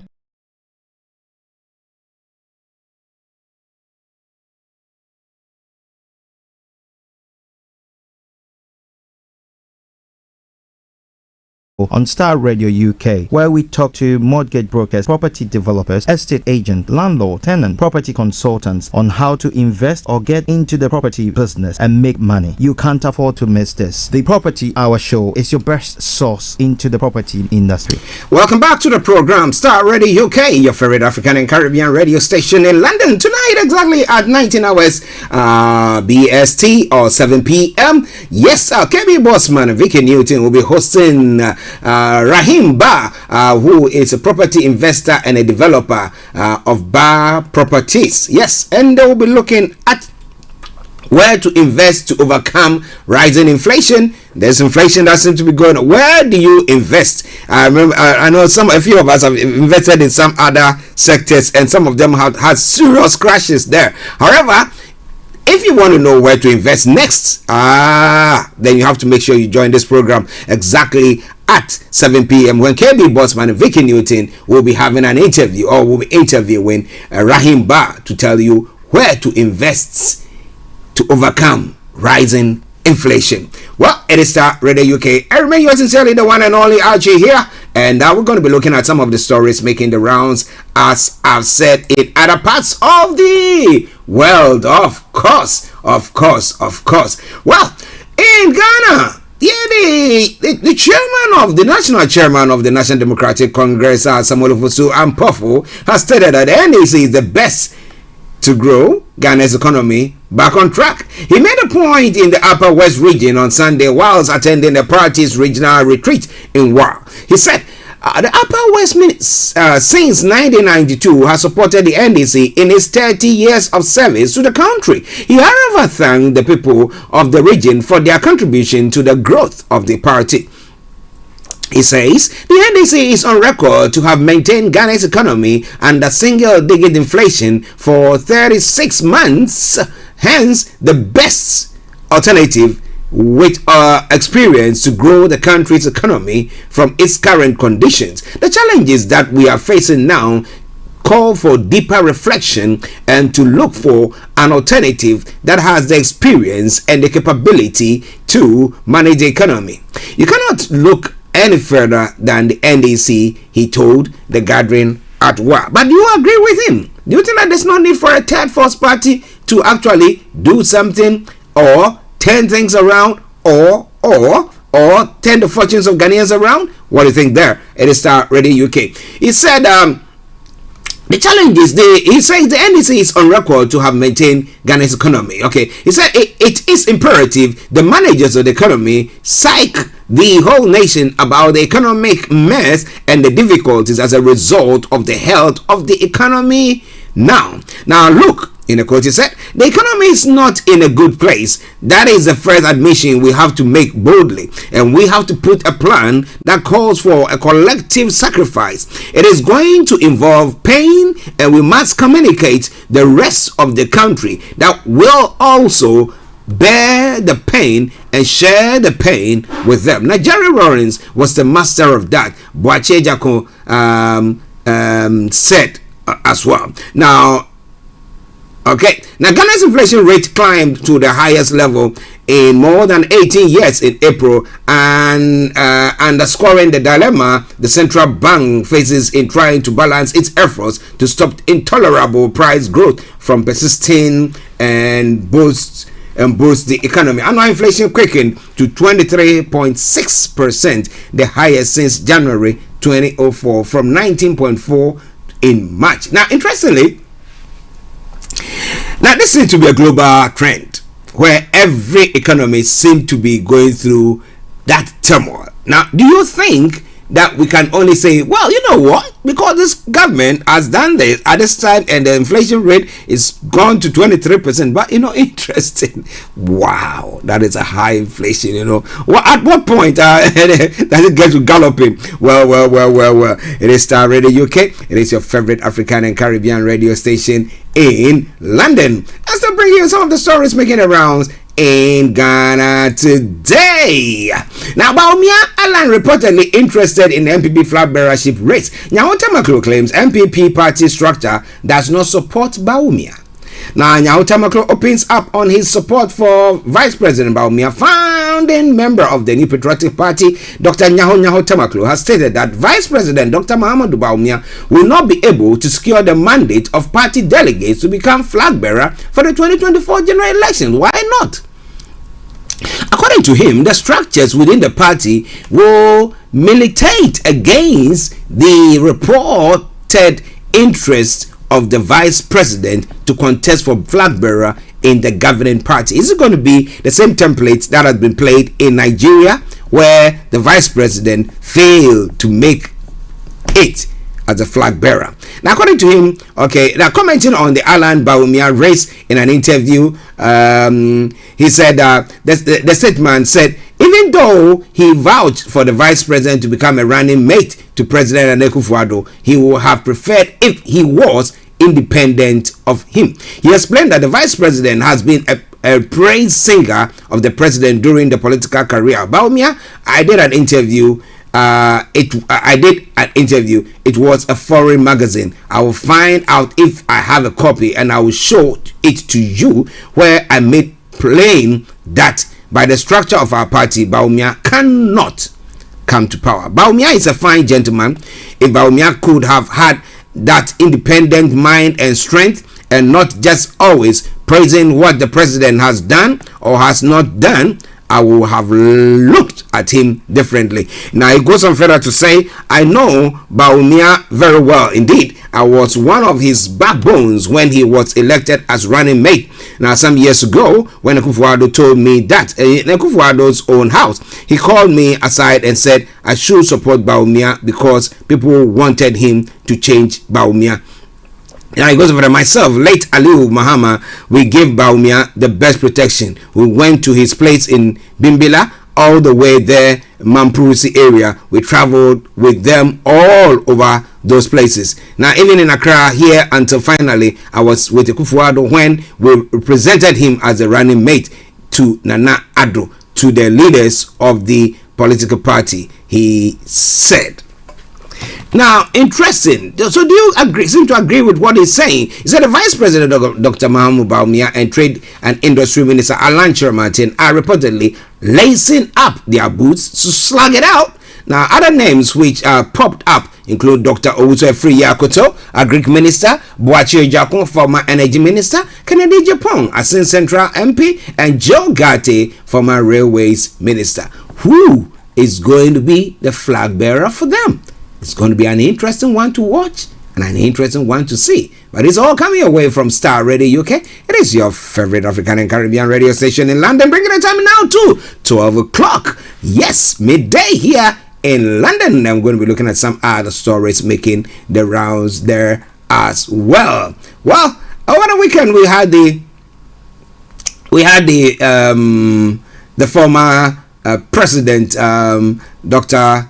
Mr. Ajekum Kufuor, who in an event where the vice president attended as well, sent some praises or hewed some praises on him, saying that he is a very faithful person. But he falls short of saying that, look, I support him for the bid as the flag bearer of the party. However, people have come out to say that, chastising him, and he has come out to say, I never endorsed Bawumia's flag bearership bid. That's what Kufuor is saying. Let me bring you a bit of that story. Now, Kufuor hails Bawumia's loyalty to the MPP. Kufuor denies supporting any candidate in the flag bearership race. Now, former President John Ajekum Kufuor has debunked reports in sections of the media and comments on social media purporting that he had endorsed the candidature of Dr. Muhammadu Bawumia as flag bearer of the governing New Patriotic Party.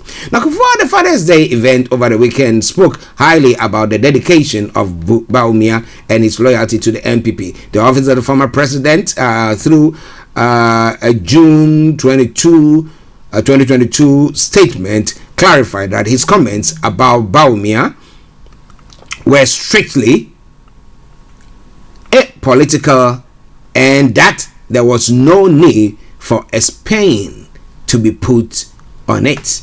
Well, he says he's a faithful person, so reliable person, so what has he said? Did he say it will be good for the presidency? No, he said, I have not come out to say anything of the sort. But what do you know? What do you think? It is all coming away from Starr Radio UK. It is your favorite African and Caribbean radio station in London, bringing the time now to 2 minutes past 12. Let me finish with all these headlines and then I can open the line. Well, interestingly, presidential spouse's salary. The Supreme Court has postponed ruling again to July the 27th. The story said the Supreme Court has for the second time failed to deliver its judgment in a case challenging payment of salaries to spouses of the president and vice president. The court now says it will deliver its judgment on the 27th of July. The court previously indicated it was delivering its decision on May the 4th and July 22nd, and June 22nd. Now, two MPs, Roxanne Nelson, the Fumakbo of South Dai, and Dr. Clement Apak of Bolsa South, and private citizen Frederick Nee Comey, filed action against the Attorney General. The committee had recommended that the First Lady be paid a salary equivalent to a cabinet minister who is a member of parliament while her husband is in office, and the payment of a salary equivalent to 80% of the salary of a minister who is a member of parliament if the spouse served one full term as president, or 100% of the salary of a minister of state who is a member of parliament if the spouse served 2 or more full terms as presidente. Now, the committee further suggested that the second lady be paid a salary equivalent to a cabinet minister who is not an MP while her husband is in office, and the payment of a salary equivalent to 80% of the salary of a minister of state who is not a member of parliament if the spouse served one full term as president, or 100% of the salary of a minister of state who is a member of parliament if the spouse served 2 or more full terms as vice president. But the plaintiff says Intiamwa Beidu Emoluments Committee did not have the power to recommend payments of salaries or provision of any facility to the first and second ladies. Now, on the back of this, Mr. Defumako told pressmen that the court must begin to adopt technology to publish judgment to avoid inconveniencing parties with such adjournments. Now, meanwhile, First Lady Rebecca Kufuor and wife of the Vice President Muhammadu Bawumia, Samira Bawumia, have both returned the state salaries paid to them in 2021. Maybe they'll be getting a back pay. What do you think about that? It's all coming away from Starr Radio UK. It is your favorite African and Caribbean radio station in London. Okay, one other story from Ghana, and then we can leave Ghana to other shores, but then I'll open the line for you to also add your voice to the stories making the rounds. Now, yesterday, the finance minister happened to appear before Parliament in Ghana to give a statement on the expenditure, the COVID-19 expenditure, the loan that were, or the grant that came in, the monies that came in, and what it has been used for. The chairman of Parliament's Finance Committee says the Speaker's directive for a probe into government's COVID-19 expenditure will not achieve any significant outcome. Now, Kweku Kwating said the Speaker's directive was to achieve a parochial interest. Now, he said this morning, he insisted that no proper irregularities will be uncovered. The Obuasi West lawmaker thus urged the Parliament to focus on how to quickly deal with the numerous irregularities the Auditor General has uncovered in its reports over the period. I genuinely believe that what happened yesterday was to achieve a political demand, and it's never going to achieve any public finance accounting. I worry that if we begin to do this, we are shifting attention where the discussion should really be when the Auditor General goes into these accounts, the numerous irregularities they uncover, which have been a traditional problem for decades. That is what we should be discussing. On Wednesday, the Finance Minister Kenneth Oriata appeared before the House to answer some 16 questions which was tabled before his ministry. Now, the question include a detailed account of the government's COVID-19 expenditure since the outbreak in March 2020. Now, during his presentation, Mr. Furiata debunked claims that the government has not been transparent about its COVID-19 expenditure.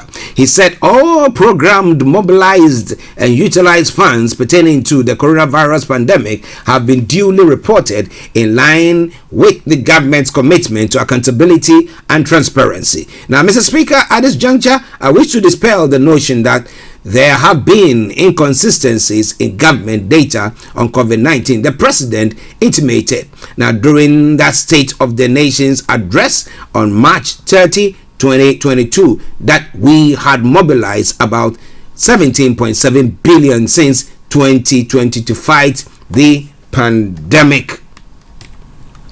Now, we have subsequently reconciled the data, and I can report that as of end of May 2022, we have mobilized 18.19 billion to mitigate the effects of the pandemic. Again, when the Vice President indicated on April 7, 2022 at the National TESCON conference that the government had spent 8.1 billion on COVID-19, it was within the context of expenditure for 2020, as I have already indicated, the minister said. However, the minority in Parliament was not pleased with the responses provided. They argued that the finance minister figures on the total expenditure for the management of the outbreak are not tandem with that of the President Akufo-Addo. As a result, they called for a probe into the details of the minister's presentation.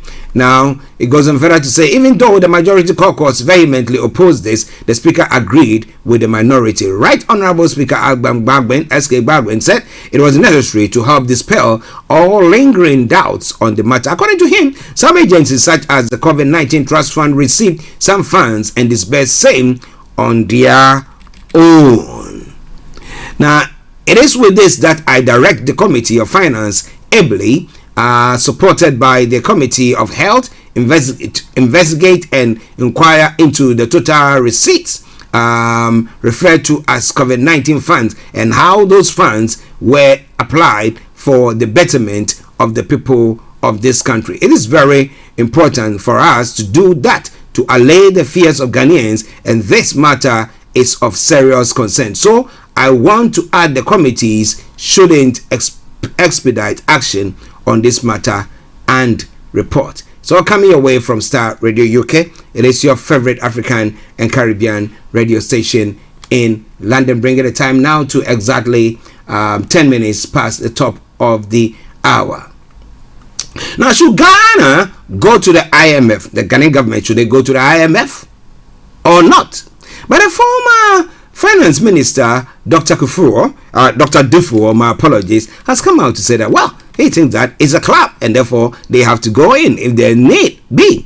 Now, a former Finance Minister, Dr. Kwabena Dufour, has urged the government to consider going to the International Monetary Fund for a bailout, but adds it must be negotiated well. The opposition National Democratic Congress had advised the government to go to the IMF to order to salvage the economy from collapse rather than banking on its hopes on the electronic transfer levy. Now, government has, however, rejected the suggestion. Now, speaking this morning, yesterday, Dr. Dufour reiterated the need for the government to act fast with the IMF option before the economy gets bad. Dr. Dufour said during his tenure as finance minister, he took the nation to the IMF, adding that the economy was not bad as it is now and cedi depreciated by only 60 pesos. There is no problem with the IMF program and unemployment has come down. The fear is that if we get to the IMF program, they will not let us employ citizens. But this depends on what you negotiate. We were employing people in the health sector and the education sector. Otherwise, unemployment could not have dropped to 2.2%.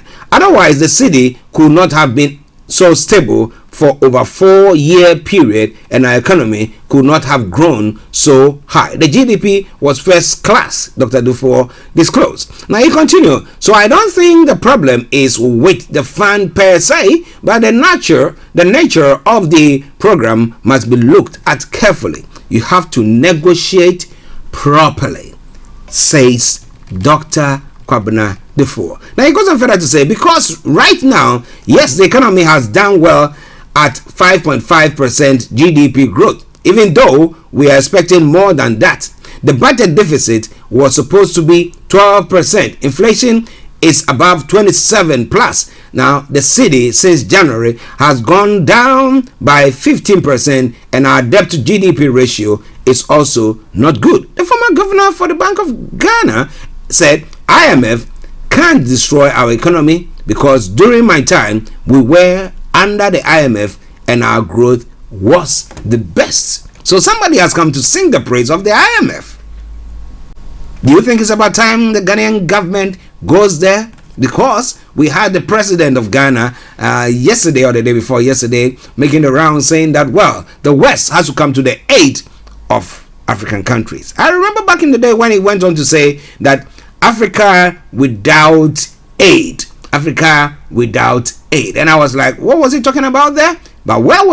You want to know more about this? Continue to let your dial still be locked on Starr Radio, okay? Whilst we take a quick commercial break. But let me open the lines before then.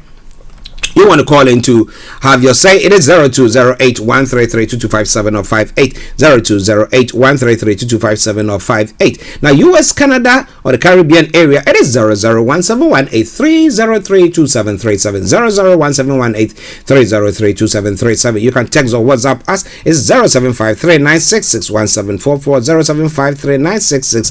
0753-966-1744. Twitter handle is at Starr Radio UK, and email address is info@starradiouk.com. All right then, so stay tuned, don't you go away. It is the morning show. I am Archie. We take a commercial break and we come back and we continue with the show. Stay tuned. Hi guys, this is your friend Uruj from SendWave. SendWave is a money transfer app that is used by people all over the world to send money to their loved ones in Africa. With SendWave, you can send money to Ghana, Nigeria, Kenya, Uganda, and Tanzania. And the best part is, SendWave is absolutely commission-free. Our exchange rates are excellent. You can see for yourself by checking them out on our website. So how do you use SendWave? SendWave is an app that you can download onto your phone from the App Store or Google Play Store. The app is free to download. After downloading it, just open the app and enter your name, email, and phone number. That's it. You're good to go. Make sure you use the promo code SR. S for Star, R for Radio. This promo code will give you £5 free credit to send to Africa on your first transaction. Your money will be delivered to your recipient within seconds. Feel free to call me on 0749 7377 647 at any time. I'll be happy to tell you all about SendWave and help you in any way I can. Remember to use the promo code SR for £5 free credit. Getting onto the property ladder has never been easy until now. Join us this and every Thursday from 7 p.m. to 8:30 p.m. live on the Property Hour Show on Starr Radio UK, where we talk to mortgage brokers, property developers, estate agents, landlord, tenant, property consultants on how to invest or get into the property business and make money. You can't afford to miss this. The Property Hour Show is your best source into the property industry. Hi everyone, it's your girl BB Clement, the author of How to Go From Employee to Entrepreneur and the host of your weekly business show, BB Means Business, the show where we discuss everything you ever wanted to know about business but you were afraid to ask. How do I start my business? How do I raise the finance? How do I grow my business? Where am I going to find my customers? Join me every Tuesday at 1:30 p.m. on Starr Radio UK to get all the information and tips that you need to become a successful entrepreneur and become financially free. Remember, don't let life dictate to you. Rather, put your signature on life.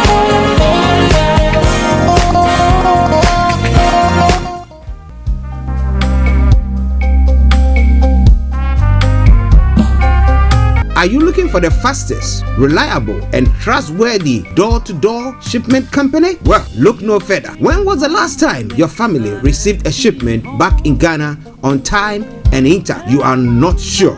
Well, Lamb Shippers, we pride ourselves with being the fastest, reliable, and trustworthy shippers you can use. You are assured of a prompt pickup anywhere in the UK by our personnel. They also make sure your items are well packaged to get to its destination in time. When it comes to door-to-door shipment, look no further.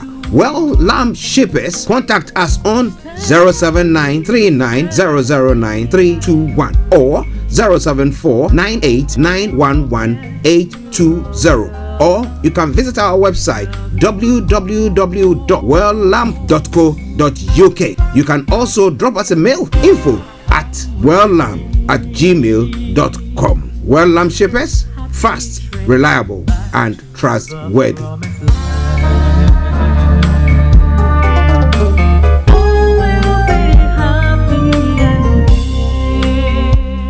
Tune in to On Point here on Starr Radio UK with Empress Regina every Monday at 5 p.m. GMT. Looking forward to your company. Hi there! Are you dreaming of owning your own house in Ghana? Then you will need a well-documented piece of land that is free from troubles. I highly recommend My Africa Property for any size of land that you will need. With My Africa Property, lands are available in Pram, Sopoli, Tohenia, Ogome, Dodova, Winneba, and many other locations at affordable prices. These locations are about an hour away from the airport, only 35 minutes from the motorway, 10 minutes drive from Central University College, 10 minutes drive to the beach, and close to Pram Senior High School and Ghana Men's Soccer Center of Excellence. For more details, visit our website www.myafricaproperty.com or call our UK office on 0208 123 2523. For our US and Canada offices, call us on +1 585 184 994145. You can also email us at ghana@myafricaproperty.com. Check me out. He tells me my energy is making him tired. Yes! How do you get the energy to do I've been told that I have a lot of energy, but my goodness, I think today I have met my match, people. I have met my match, Miss Suzanne. Wow, amazing. One of the things that's the start of the darkness. Of darkness. So what did that myself and the world will adjust. And 2019, forget the proverbial boardroom. Join me, Simone Frazier, on The CEO, the program that gives you the driving seat over your life. Every Tuesday, 8 p.m. only on Starr Radio.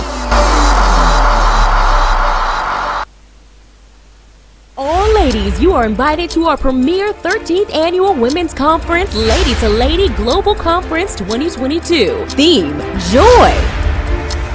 Date Saturday, 30th July. Doors open at 11 a.m. Venue Fairview's Concert Halls, the Phoenix Theater, Croydon, CR91DG3, United Kingdom. Register on www.ladytoladyglobal.org. Music Minister CLC Healing Voices.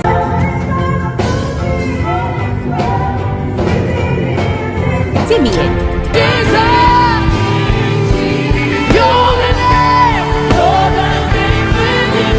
Queenie, Ada Ahi. Congratulations, I have seen the glory of God. Conference speakers Reverend Betty King, Pastor Marjorie, Pastor Sandra. I did come to Lady, and from that day onwards, my life has never been the same. See you there.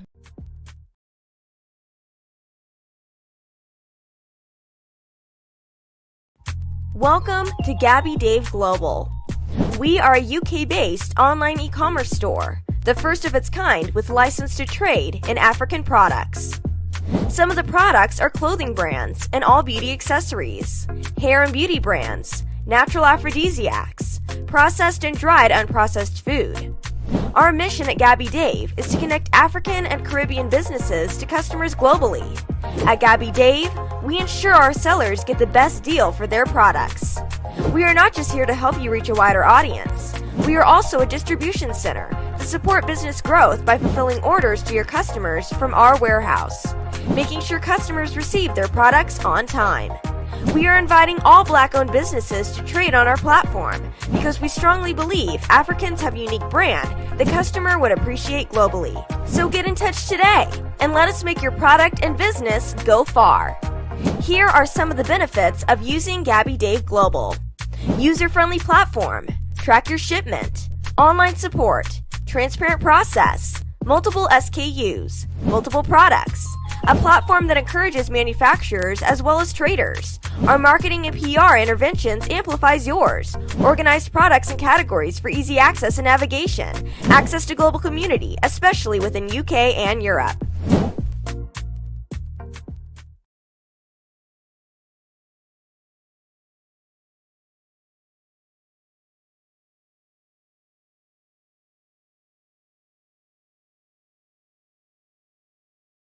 So much trouble in the world.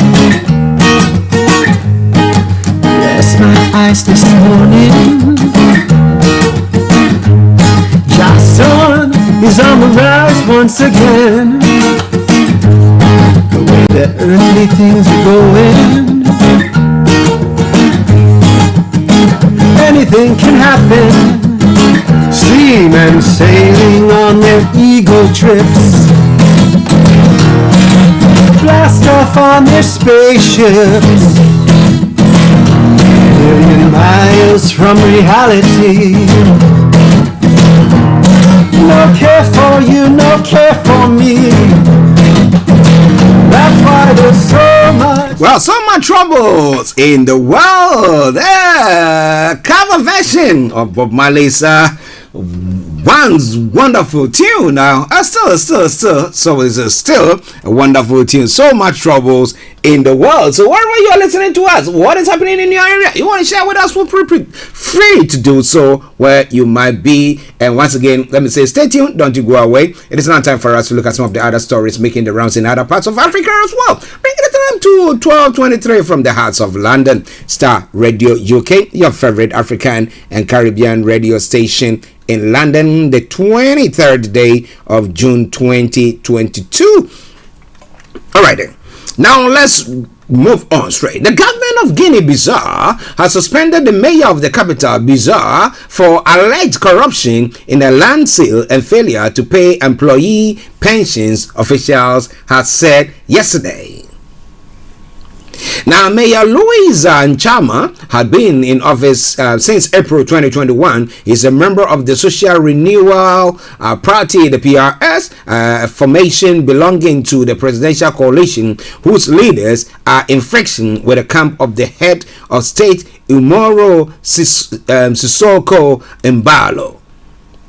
Now, Nchama is accused of deliberate acts of corruption in distribution of public land the non-payment of pensions to municipal workers and the unfair suspension of municipal employees, according to an order by the Minister of Territorial Administration, Fernando Gomez, dated Tuesday and concerted Wednesday by the confirmed Wednesday by the government.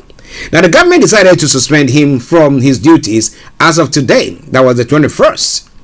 The mayor was suspended along with two of his collaborators, his first deputy and the secretary general of the municipal institution, Mr. Nchama, replaced by Mr. Fernando Mendes, a member of a party belonging to the presidential camp.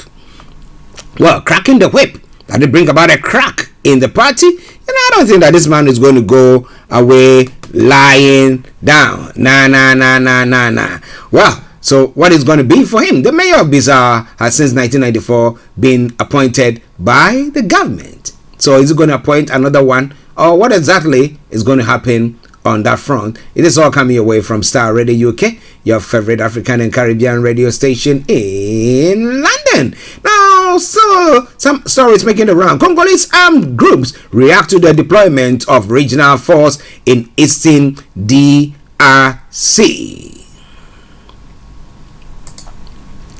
The story says, a Congolese group composed of different armed movements has reacted to the East African Community announcement to send a military force to end the violence in Eastern DRC. Now, 7 countries in the region have agreed for the deployment of this special unit led by Kenya. Now, in the court, they said we are facing another insurgency, another aggression from the M23. But in reality, it is not the M23 or the CNDP, but rather neighboring countries that are attacking us and countries that are unknown. These are mainly Uganda and Rwanda. And if we are here, despite the presence of the army, it is because this army has not been able to protect us during all this time, says Jules Mulumba, spokesperson for the Collective Resistance for the Defense of the Peoples and representatives of the CMCFDP. Now, fighting has flared up in the recent weeks between the DRC and the M23 rebels, and Kinshasa is accusing Kigali accusing Kigali of supporting them. If this force is coming to fight Rwanda, which is the real and the main aggressor, I think it will be welcome. But the format must be reviewed. It should exclude Rwanda from Uganda, Rwanda and Uganda from this unit. It could include Tanzania and Burundi and Kenya, but we must also be honest. There are already 17,000 UN men here, and they haven't been able to do anything for almost 20 years, added Mulumba. Well, throwing his hands in the air, saying that nothing can happen there. They have risen up to defend their area or their land or their people. Now, what do you think can happen there? It's all coming away from Starr Radio UK. Your favorite African and Caribbean radio station in London. Now, students in Dakar bang pots, horns in protests called by the opposition. Let me bring you that one as well. Well, Senegalese main opposition leader on Monday called for a fresh demonstration to be held on June the 29th, despite previous one being banned and ensuing clashes, leaving 3 dead. Ousmane Sonko, who came third in the last presidential election, has called on citizens to bang pots and pan in protests on Wednesday. On Friday, clashes in Dakar and the southern region of Casamance left 3 people dead, according to local media and the opposition. Now, young people defied a ban on demonstration that opposition had planned after authorities disqualified its national list of candidates for upcoming legislative election. Now, police have banned protests, citing the risk of unrest. Now, tensions have been growing since Senegal's High Court on June the 3rd upheld the decision to disqualify the national list on a technicality. Sonko and other opposition figures who had been on the list are now sidelined from the July 31 election. Well, he's called for his supporters and the country to go on a demonstration. Now, do you think that's going to happen at all? Well, it is Star Radio UK, your favorite African and Caribbean radio station in London. Well, was it last Monday when I announced this story? A plane carrying the remains of Congolese independence hero Patrice Lumumba flew to his homeland on Wednesday, more than 61 years after his assassination. A large crowd could be seen gathering around Shumbe Airport in central DRC, braving the sun and the heat to take part in this historical moment. Now, Belgium handed over the last elements of the hero's corpse, a tooth, to his family on Monday in a move towards reconciliation after the atrocities it committed in its former colony. Lumumba was killed just a year after he became the first elected prime minister of Congo in 1960, and the investigation is still ongoing. It's moving at the same time it is about discovering my own. It also strengthens our determination in the fight that Patrice Lumumba led, says Francois Lumumba, one of Patrice Lumumba's sons. The coffin and an accompanying delegation then flew to the central province of Sankuru, where Lumumba was born in the village of Onalua,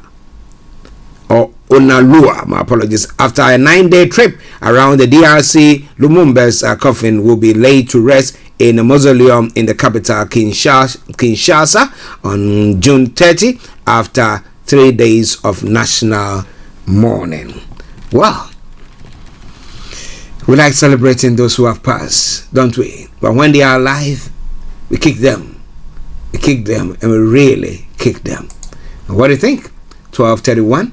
It is Star Radio UK, the Thursday edition of the morning show. Now, moving on to other parts of the world to look at some of the stories making the rounds there as well. Don't touch the dial. Well, breaking news coming through from the UK front, which I will bring you details of that, but let me bring you the headlines at the moment. The police officers who failed to support London serial killer Stephen Port. My apologies, let me take it again. Now, police officers who failed to spot London serial killer Stephen Port are to be investigated again. Why? Okay, we'll be looking into that story in the next few moments. But now, let's go to some international stories and then we can move on from there. Now, many children are dead in Afghan quake, doctors are saying. Now, the story says doctors in Afghanistan have said that many children may have been killed in Wednesday's earthquake. Now, more than 1,000 people died in the disaster, and heavy rain, threadbare resources, and rugged terrain are hampering rescue workers. Now, unknown numbers were buried in the rubble of ruined, often mud-built homes by the magnitude 6.1 earthquake. Now, the Taliban authorities have called for more international aid. Communication networks are also badly hit. We can't reach the area. Networks are too weak. A Taliban spokesman was quoted by Reuters as saying the United Nations is among those scrambling to provide emergency shelter and food aid to remote areas in the worst hit Paktika province. Now, Afghanistan's health system was facing near collapse even before the disaster. Survivors and rescuers have said of villages completely destroyed near epicenter of the quake, of ruined roads and mobile phone towers, and of their fears that the death toll will rise further. Some 1,500 people were also injured, officials have said. But it's all coming away from Star Radio UK. Most of the casualties so far have been in the Gayan and Bamal districts of the Paktika. Locals report dozens of villages have collapsed as well. Now, one woman in hospital in Paktika's capital said that she had lost 19 family members. My goodness.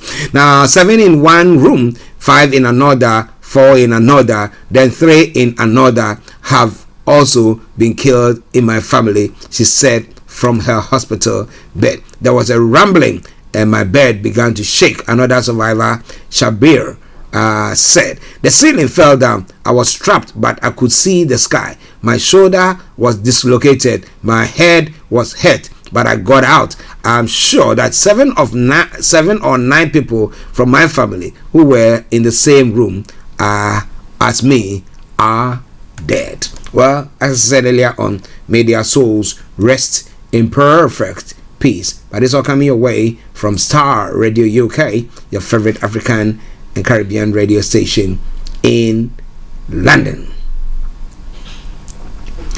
Now, Aung San Suu Kyi, Myanmar ex-leader, sent to solitary confinement. Now, Myanmar has deposed pro-democracy leader Aung San Suu Kyi has been moved from house arrest to solitary confinement in the prison in the capital, Naypyidaw. The 77-year-old Nobel laureate was arrested when the military ousted her elected government in February 2021. For the past year, she has been held at an undisclosed location in the capital. Ms. Suu Kyi has already been sentenced to 11 years in jail and faces a host of other charges. She denies all the accusations against her. Now, it's thought that she will attend trial hearing from a special court set up inside prison. A brief statement released by the military government said the move was in accordance with Myanmar's criminal laws. Now, right groups have condemned the court trial as a sham. The closed-door hearing have been shut to the public and media. Ms. Suu Kyi's lawyers forbidden from speaking to journalists. Now, Ms. Suu Kyi remains highly popular in Myanmar, also known as Burma. If convicted on all the charges, she will face a total jail sentence for more than 190 years. By some estimates, that the military's violent seizure of power last February came months after Ms. Suu Kyi's National League for Democracy won general elections by a landslide. The military alleged voter fraud in the victory, but independent election observers said the vote was largely free and fair. The coup triggered widespread demonstration, prompting Myanmar's military to crack down on pro-democracy protesters, activists, and journalists. Ms. Suu Kyi and many members of her party are among more than 14,000 people who have been arrested by the junta since they seized power. Some 2,000 people have been killed in the military crackdown on dissent, according to the Assistant Association for Political Prisoners in Burma. The military junta faces widespread opposition, and some parts of the country are now engulfed in armed conflict. But they say, well, we're not going to budge. We're going to go on with what we want to do. And they seem to be doing it. But somebody asked the question, who suffers? So when we place sanctions on countries, the leaders, they don't suffer. No. They live their lives. Well, maybe some of the assets might be, attached or affected by. However, they still live their lives. They control the resources and everything. They continue to live their lives. But what do we see? The poor people in those communities or those countries are the ones who suffer the most, and they are the ones who are being maligned here. Well, it is Starr Radio UK. It is your favorite African and Caribbean radio station in London. Now, interestingly, the war in Ukraine has brought about lots and lots and lots of rationing going on, economic meltdown going on, and a lot more. But Germany has taken a step closer to gas rationing after a drop in supplies from Russia. The country has triggered the alarm stage of an emergency gas plan to deal with shortages, Germany's economy ministry has said. It is the latest part of a standoff between the European Union and Russia over its invasion of Ukraine. Now, German economy minister Robert Habeck has said Russia was using gas as a weapon in response to the EU sanction. We must not fool ourselves. The cut in gas supplies is an economic attack on us by Russia. On Russia's Vladimir Putin. Mr. Habeck said, adding Germans would have to reduce consumption. Now, it is obviously Putin's strategy to create insecurity, drive up prices, and divide us as a society, he added. This is what we are fighting against. Mr. Habeck said there will hopefully, okay, let me take it again. Mr. Habeck said there would hopefully never be a need to ration gas for German industry. But he added, of course, I can't rule it out. So what do you think is going to happen on that front? Are they going to rule it out? What is going to happen at all? That is my concern. Well, and it's not only pertaining to Germany. We have the whole of the EU. We have the UK as well. That takes some gas from Russia, which we know that the UK is doing everything possible not to take anything or cut them to the barest minimum. Now, if it's impacting us negatively, what will people say? They will say that it's Ukraine that has got its war. Let them go and fight it, and let us also live our lives. But what do you think is going to happen there? It is all coming away from Starr Radio UK, your favorite African and Caribbean radio station in London. All right then, 12:40 the time, 20 minutes to the top of the hour, and we are still looking at one other story from the world front before we move on to the UK, where there's lots of stories making the rounds this morning. Now, Ukraine war, Russia is aiming to destroy Donbass. Zelensky is saying, as I've said, a key advisor to Ukraine's president has said that the battle for the eastern cities of Severodonetsk and Lysychansk has reached a fearsome climax. Now, Oleksiy Restovich said Russian forces could soon encircle the twin cities and cut them off from Ukrainian territory. The threat of a tactical Russian victory is there, but they haven't done it yet, he said. It comes as President Volodymyr Zelensky accused Moscow of trying to destroy Donbass region. There were massive air and artillery strikes in Donbass. The occupiers' goal here is unchanged. They want to destroy the entire Donbass step by step, Mr. Zelensky said in his nightly video address. He also repeated his calls for Western leaders to speed up the delivery of heavy artillery to his troops. Now the question is, that's what I've been asking. I mean, is too little too late? Because look at the devastation, the destruction that has taken place there. Even they bring that now, what would that do? Do you think that is going to deter Russia from doing whatever they are going to be doing? I don't believe it. I don't believe it. But it's all coming away from Starr Radio UK, your favorite African and Caribbean radio station in London. Now let's come straight to the UK, where it's all unraveling. A few stories here and there, and I'll be bringing you more on that front. Now, first and foremost, more rail strikes extremely likely, says union bosses. So those of you who have to travel to work by rail and all that stuff, and I mean, even if you are driving, even if you go on the public transport, the buses and stuff like that, this is a case where whatever is happening there on the rails is impacting the other networks as well. So what do we do? But more rail strikes are extremely likely if talks between rail bosses and unions continue to fail.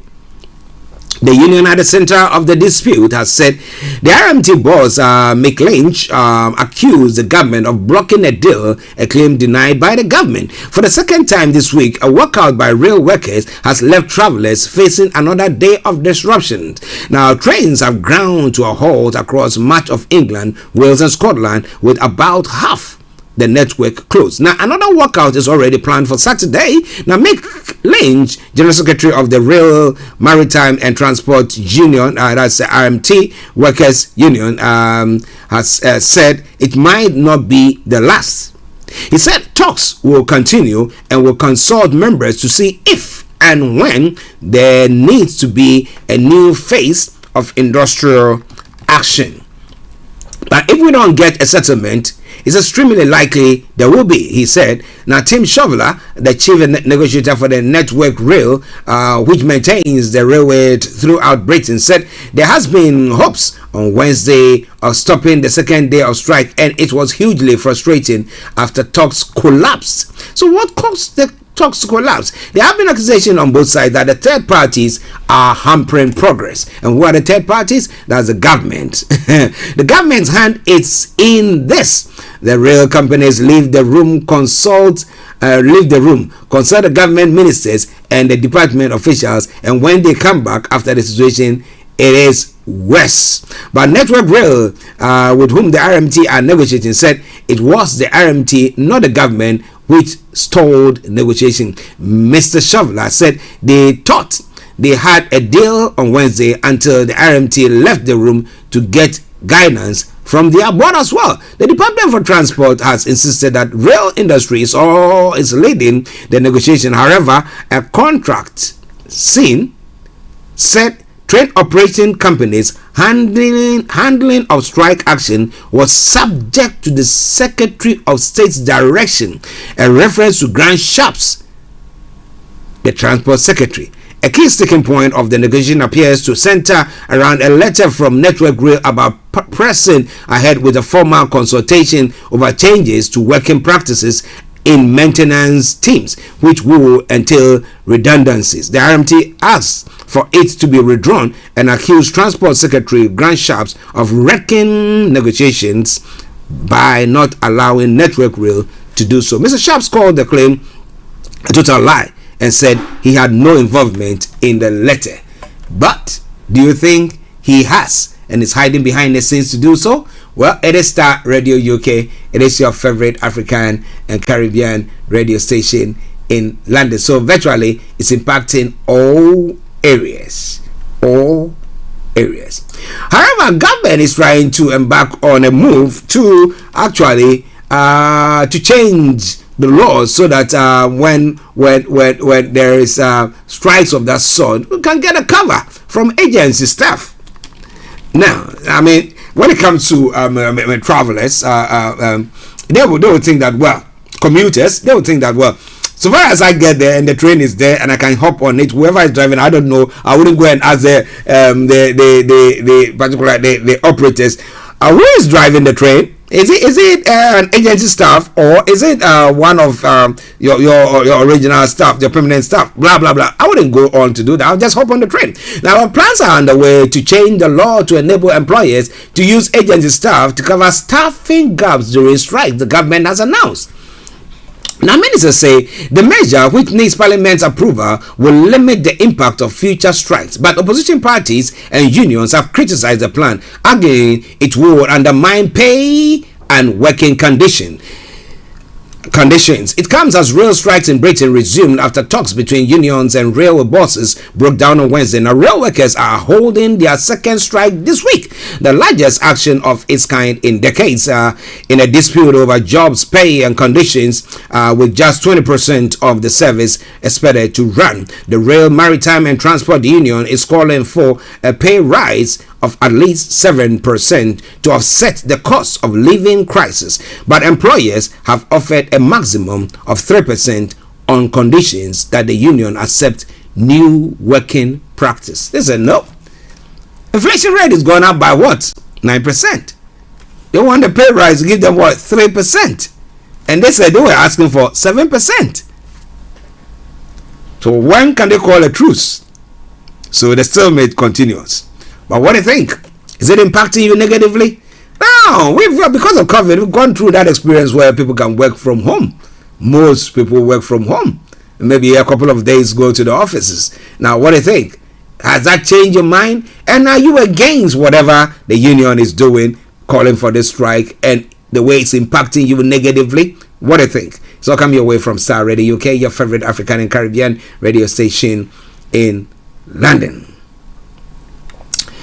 Now, Stephen Port, the Met is to be reinvestigated over serial killer.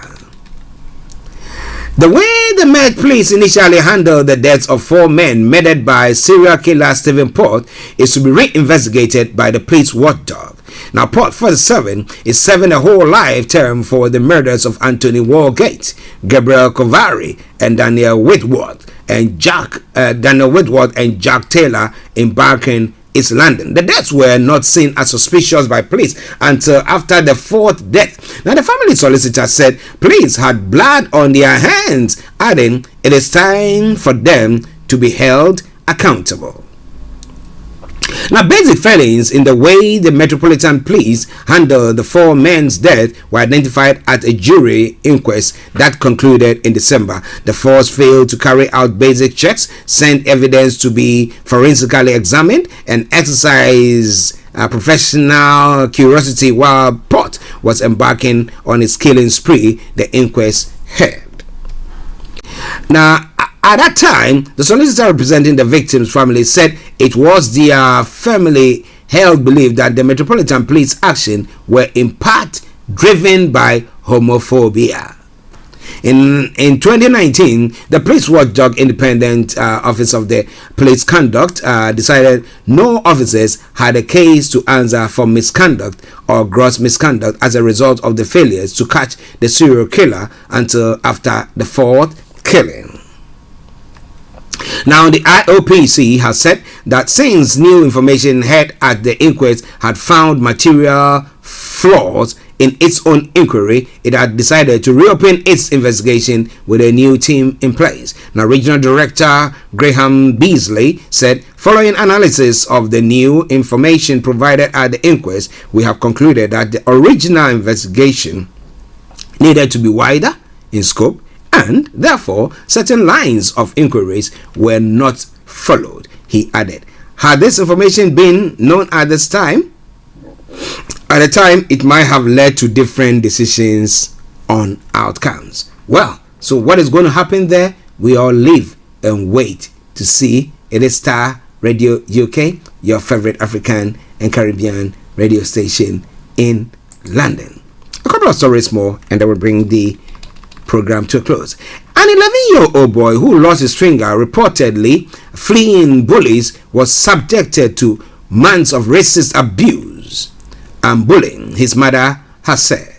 Now, Rahim Bailey, people at the arbitrary learning community in Blenheim went, caught his finger climbing a fence trying to escape. It seems like he has constantly been bullied, his mother Chantal said.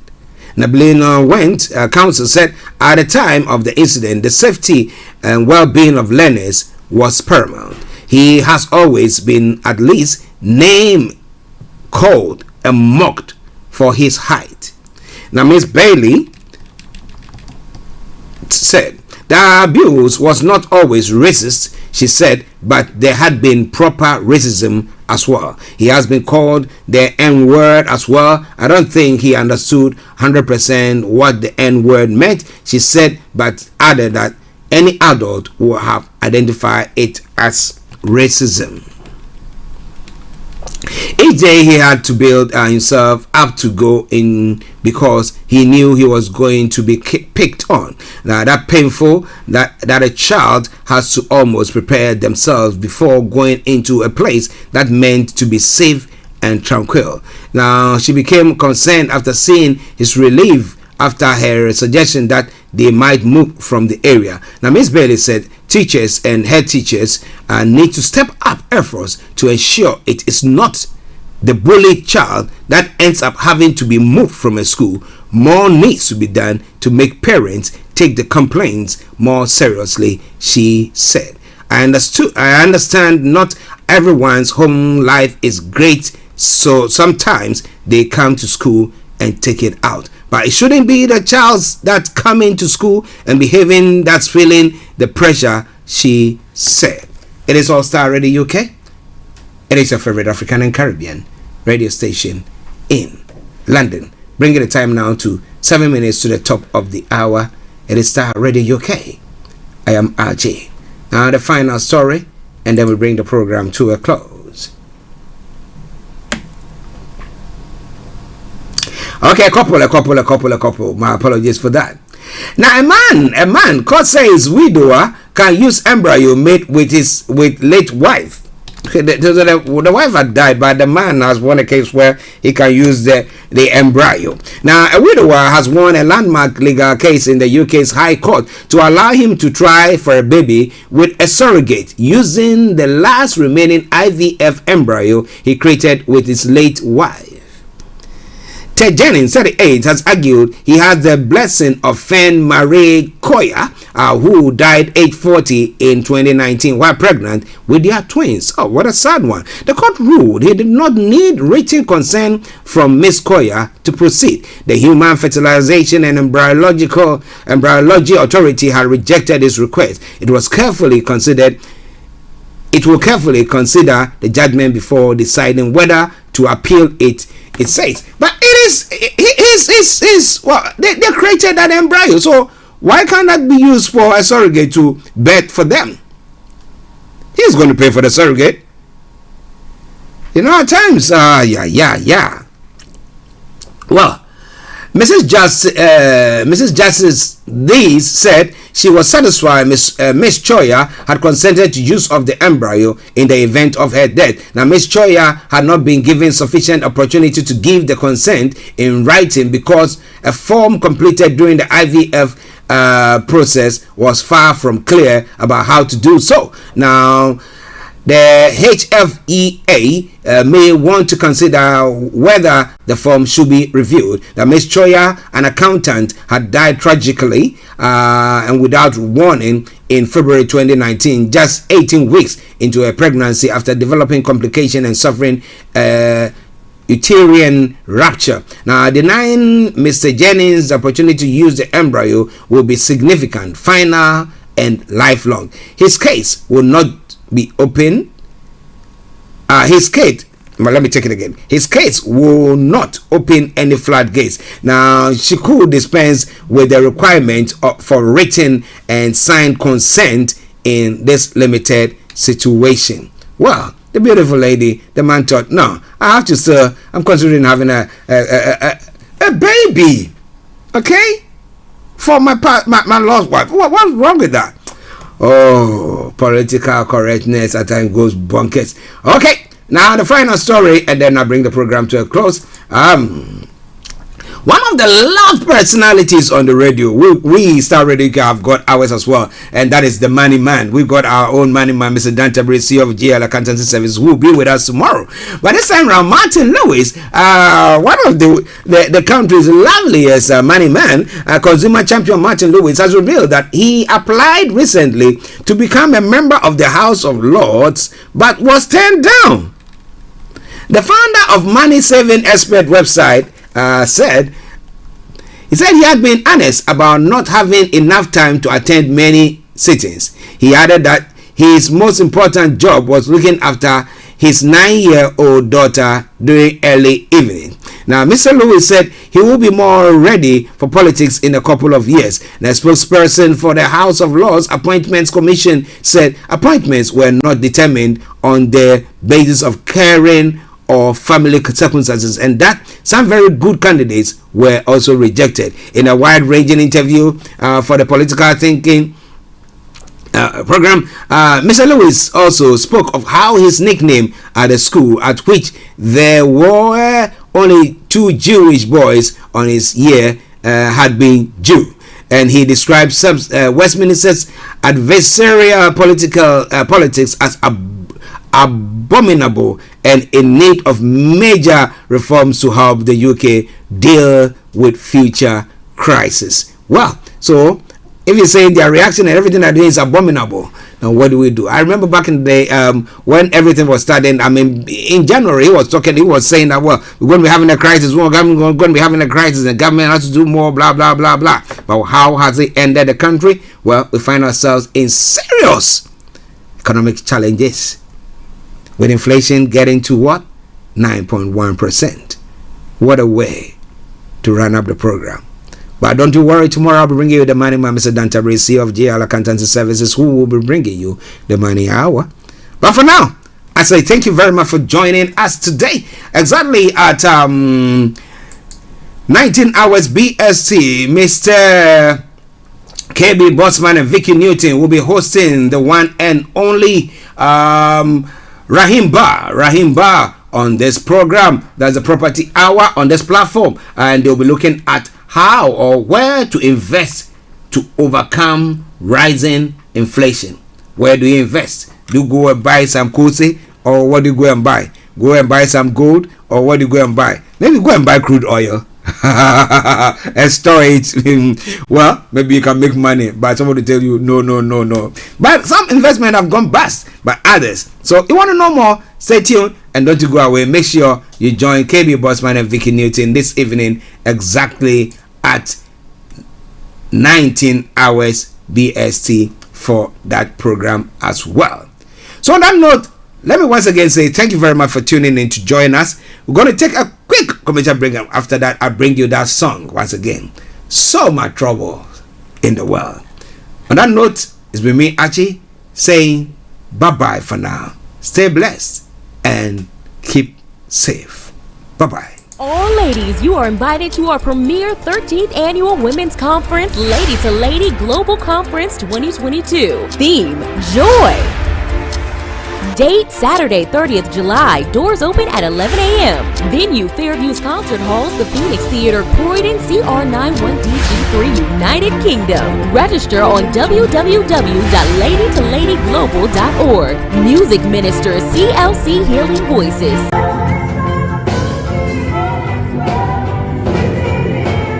Simeon.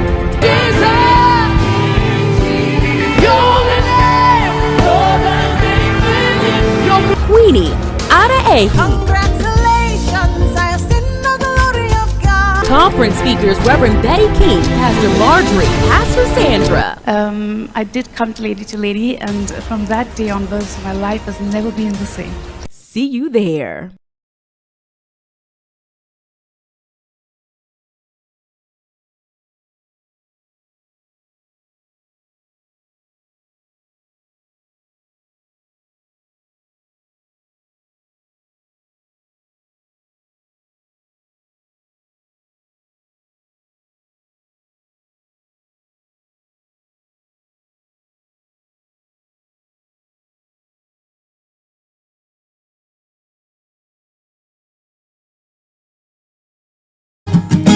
Anything can happen. Seamen sailing on their ego trips, blast off on their spaceships.